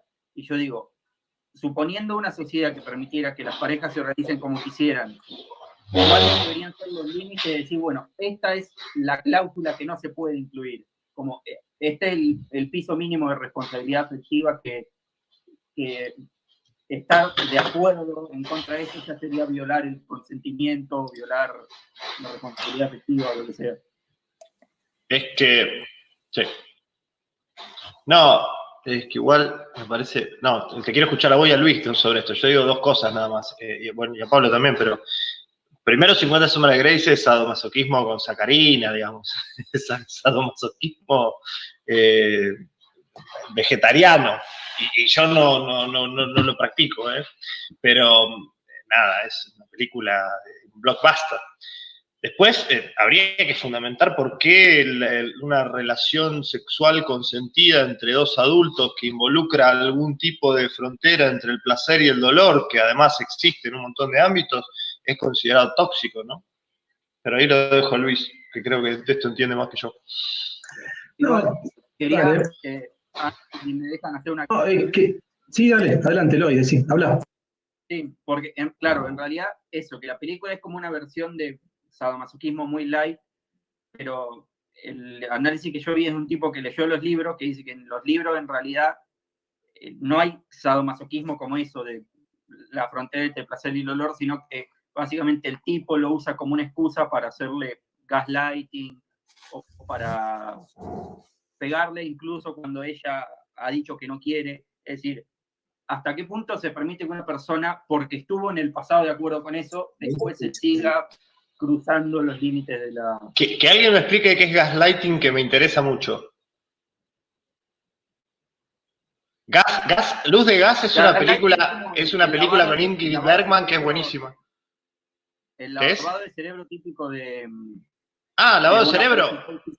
Ah, No, ok, es ok. típico de una pareja tóxica, tipo cuando... Perdón, entonces déjame, te interrumpo. Es por una película que se llama Gaslight, Luz de Gas, con Ingrid Bergman, que es fantástica y el tipo le lava el cerebro a la mina, así es buenísimo. Okay. Sí. No conocía el término. Claro, este tipo de situaciones, qué sé yo, la mujer se quiere ir porque el marido la maltrata y él le dice, te vas porque no me amás, o qué sé yo, este tipo de cosas que son volver la carga de la culpa sobre la víctima. Yo lo que haría ahí es una separación. Por un lado, esta película, que efectivamente es una película de Hollywood, es un blockbuster tremendamente light, que tiene así como una cereza del postre, como un decorado, cierta estética sadomasoquista, pero me parece que en el fondo es una historia de amor, claramente. Yo vi la película, creo que son 2 o 3, vi incluso 2, y claramente es una relación amorosa, es un vínculo hasta de amor romántico. Diría que está mediado por alguna escenografía, alguna puesta en escena de tipo sadomasoquista, pero de ninguna manera yo diría que es una película sadomasoquista. Que bueno, puede ser interesante igual para difundir esta práctica sexual, digamos, hacia el gran público que nunca estuvo al tanto de cómo funciona, porque más o menos plantea algunas cuestiones. Por otro lado, lo que tiene que ver con la práctica sadomasoquista, y es interesante porque venimos hablando de contratos, y yo creo que no hay ninguna práctica sexual más contractual que el sadomasoquismo. Es una práctica tremendamente contractual donde uno fija qué cosas quiere hacer, qué cosas quiere que le hagan, si uno tiene un rol dominante, si uno tiene un rol sumiso, si uno contrata a una ama que lo domina, etc. Está todo absolutamente pautado. Por lo tanto, me parece que es una práctica absolutamente La safety works. clara. Absolutamente, eso se ve, incluso cuando uno ve porno sadomasoquista, debe ser el porno más limpio y más regulado de toda la industria pornográfica, ¿no? Y acá lo mismo, digo, yo por ahí alguna vez tuve alguna práctica en ese sentido, no es igual lo mío 100%, porque es una práctica bastante particular, que no implica genitalidad, por cierto, tampoco, no, porque no necesariamente implica que haya genitalidad, pero insisto que debe ser una de las prácticas sexuales más reguladas y más pautadas que existen. Entonces, es muy raro, es muy extraño que exista esto que vos marcás, que uno hace que no quiere que le hagan, o uno hace algo que está por fuera del contrato. Esto no pasa casi nunca.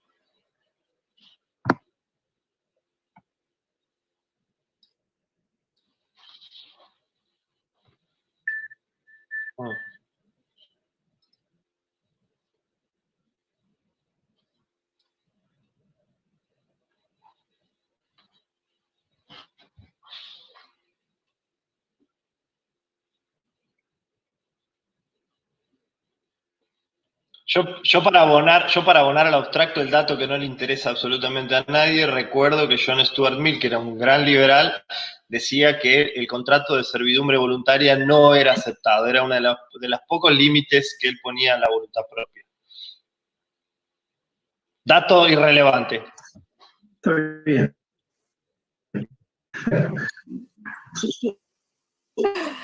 Yo creo que Bueno, la clave... es un red tema igual, es un red Sumo tema. Pero otro dato irrelevante. No, es un tema interesante, que yo no sé si estoy tan de acuerdo con Mil en ese sentido, pero no, pero más allá de Mil, que por supuesto es un grande, pero otro dato así irrelevante, pero que lo recomiendo, ya que estamos un sábado a la noche, vean Billions. Billions, hay una relación sadomasoquista entre uno de los protagonistas, es mucho más interesante a mi juicio ver Billions, porque ahí está muy bien incorporado el vínculo sado entre este abogado con la mujer que labora en la empresa de este chabón. Me parece mucho más interesante pensarlo al interior de la relación de pareja. Sí.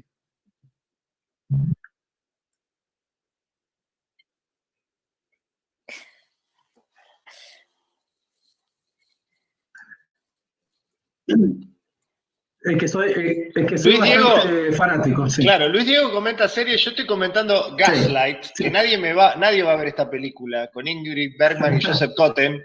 Es en blanco y negro, son las películas que me gustan a mí, que no ve nadie, como mis referencias que a nadie le importan, básicamente. Está muy bien.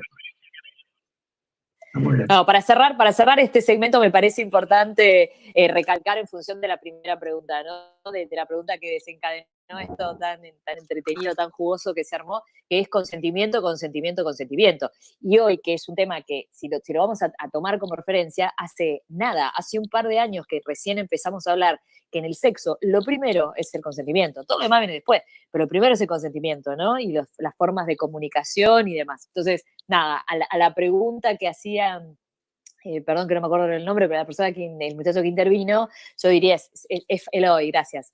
La negación, la negación con ese nombre.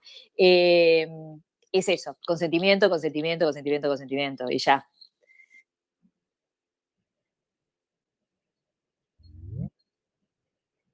¿Cómo están, chicos? ¿Todo bien?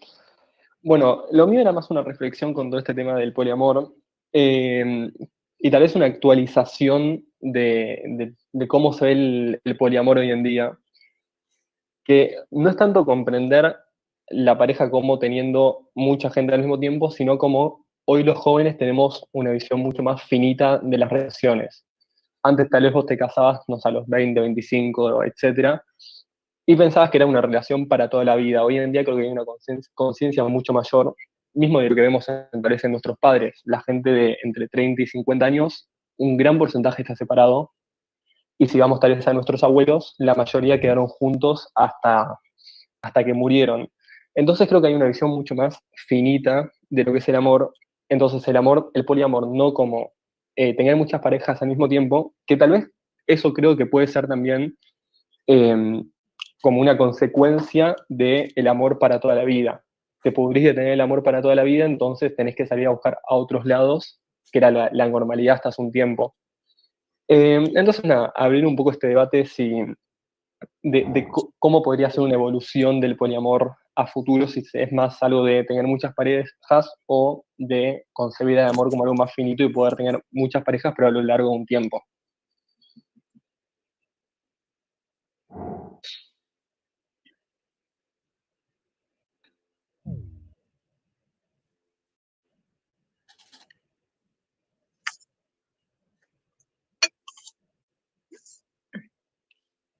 Voy a poner esto porque...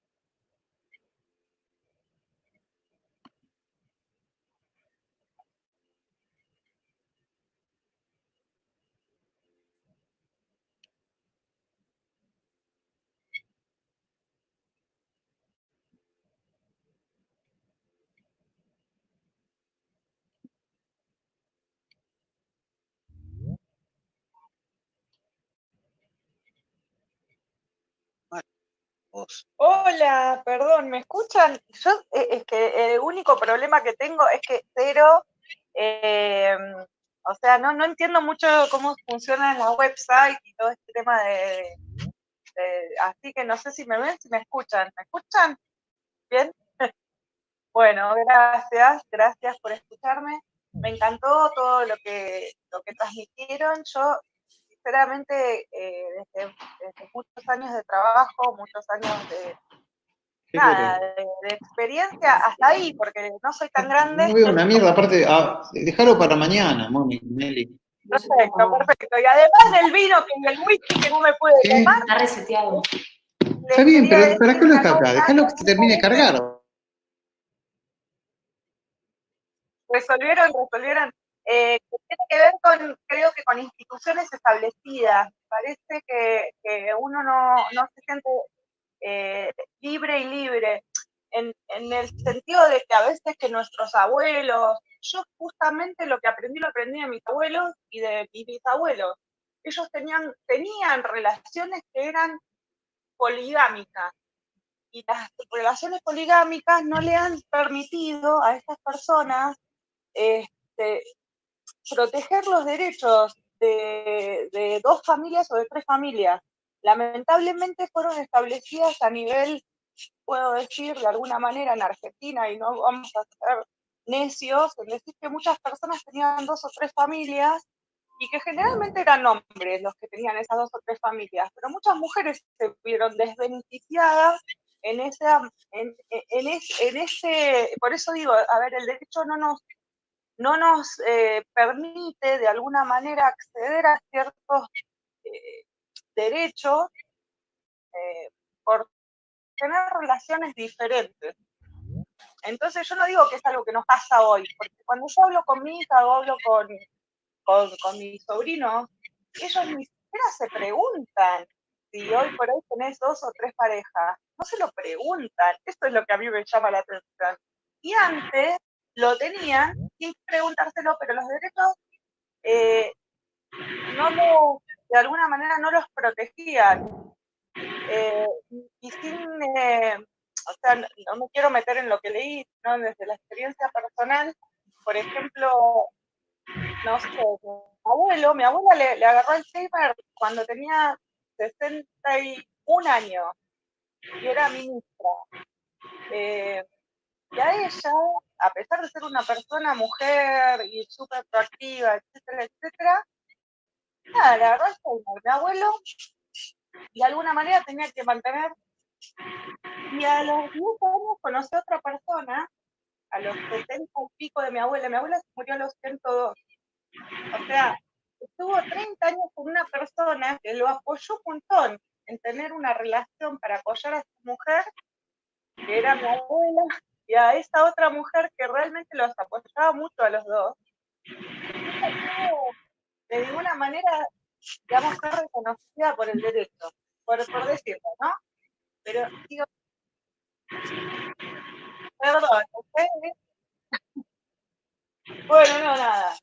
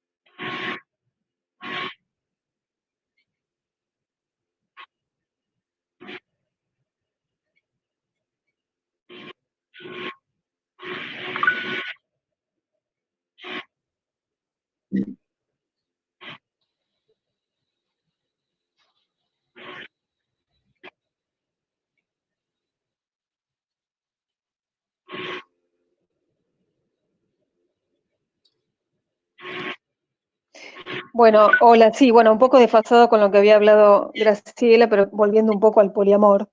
Yo creo que con respecto a los temas me parece que el tema es a quién entregamos el monopolio del propio cuerpo, ¿no? Ahí está la cuestión con respecto al poliamor. Ahí o está implícito en una pareja que el uso, entre comillas, del cuerpo del otro, porque es tu pareja, es algo que está absolutamente implícito con respecto a esa persona. Y está sobreentendido que el monopolio del cuerpo es de tu pareja. Entonces, no tanto son las cuestiones sociales que tienen que ver con el cuidado o atención de la otra persona, sino que hay que centrarse en el sexo. Básicamente es el sexo, porque cuando vos tenés una pareja fuera de tu matrimonio, estamos hablando de sexo. Siempre el que cuida y entiende es uno. Y ahí está la cuestión de la monogamia. Pero ahí la cuestión disyuntiva tiene que ver absolutamente y particularmente con el sexo. Y hay que decirlo porque es así. El poliamor no es tanto amor, sino que es básicamente sexo. Y vos podés prescindir de la persona que te da buen sexo, pero no podés prescindir de aquel que te cuida. Y es aquel que llamamos pareja.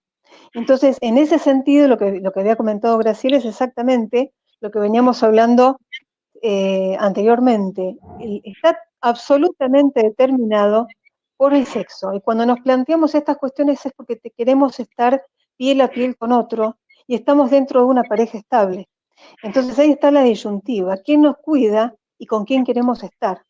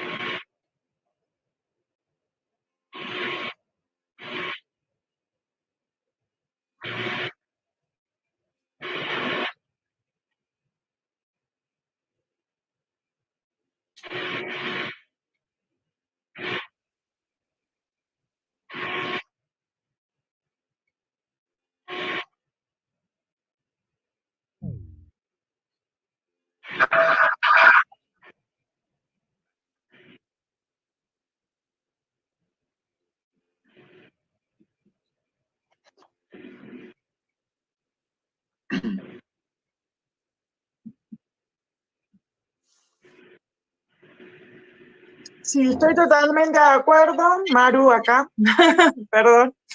Em, Pero sí, estoy totalmente de acuerdo con lo que decís, creo que los vínculos tienen que ver con lo que decís.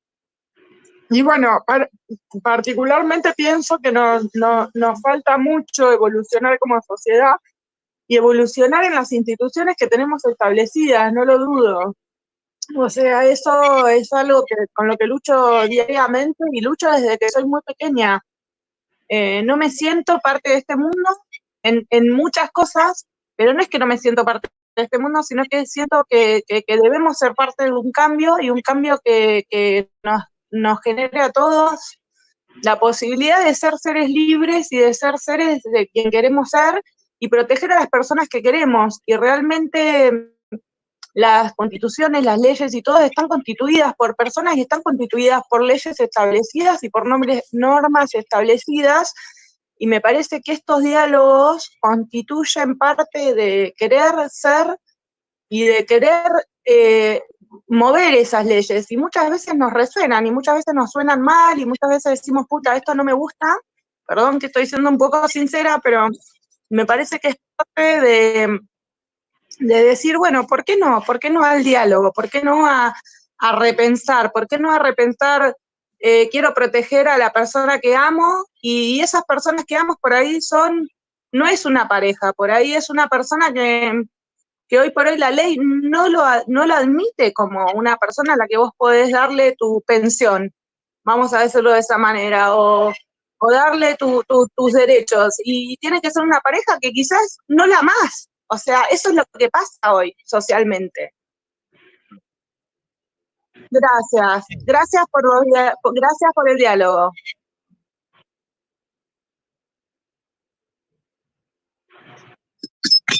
Sí, cortito. Es como que dio toda la vuelta alrededor de dos conceptos esto, ¿no? Me parece a mí, el sexo y el amor, pero nunca definimos qué es sexo y qué es amor, digamos, el concepto, la cuestión. Sí. Ah, genial. Y bueno, perfecto.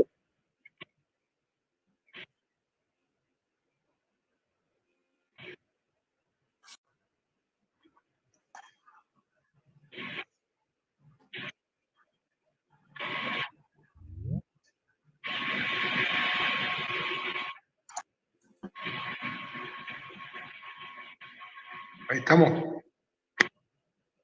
Agradecerle a todos, muy lindo todo y nada, fantástico. Eso es todo nada más.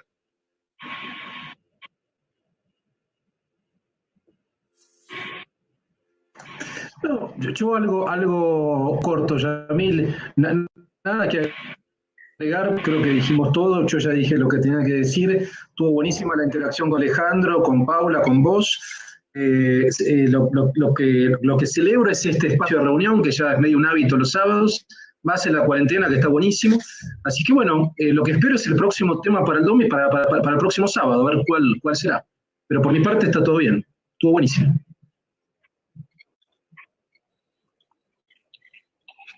¿Quién está pidiendo drogas?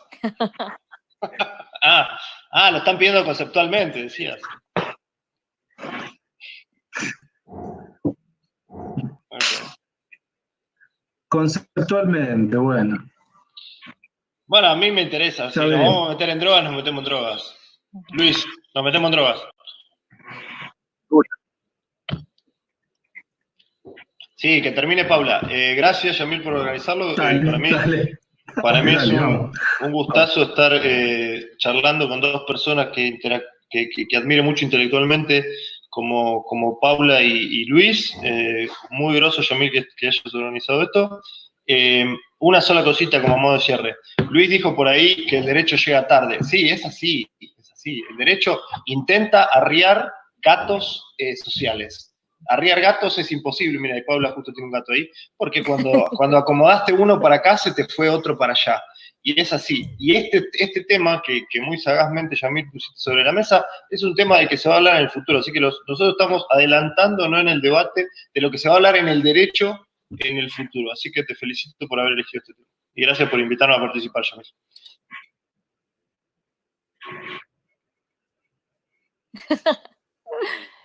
Bueno, mira, francamente agradecerte, Yamil, por la invitación. Siempre es un gustazo compartir un espacio acá con Ale. Luis, un gustazo también conocerte. Divertido, además, inclusivo desde todo punto de vista, porque yo no milito en el liberalismo ni en absolutamente nada. Así que también, digamos, desde la apertura... Por ahora. No, Ale no pierde las esperanzas. Pero bueno, dando fe y agradeciendo la enorme apertura de este espacio, agradeciendo también a los que nos acompañaron, la verdad que fue una maratón larga, intensa y muy enriquecedora. Así que bueno, muchísimas gracias a todos los que nos acompañaron y a vos por organizarlo. Gracias, Paula, un placer escuchar de ustedes, la verdad.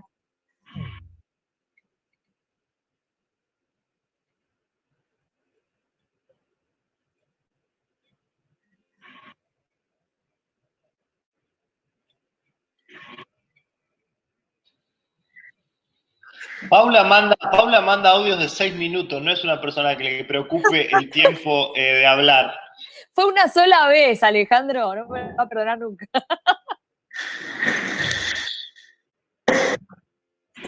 No, espera. Sigamos un rato más.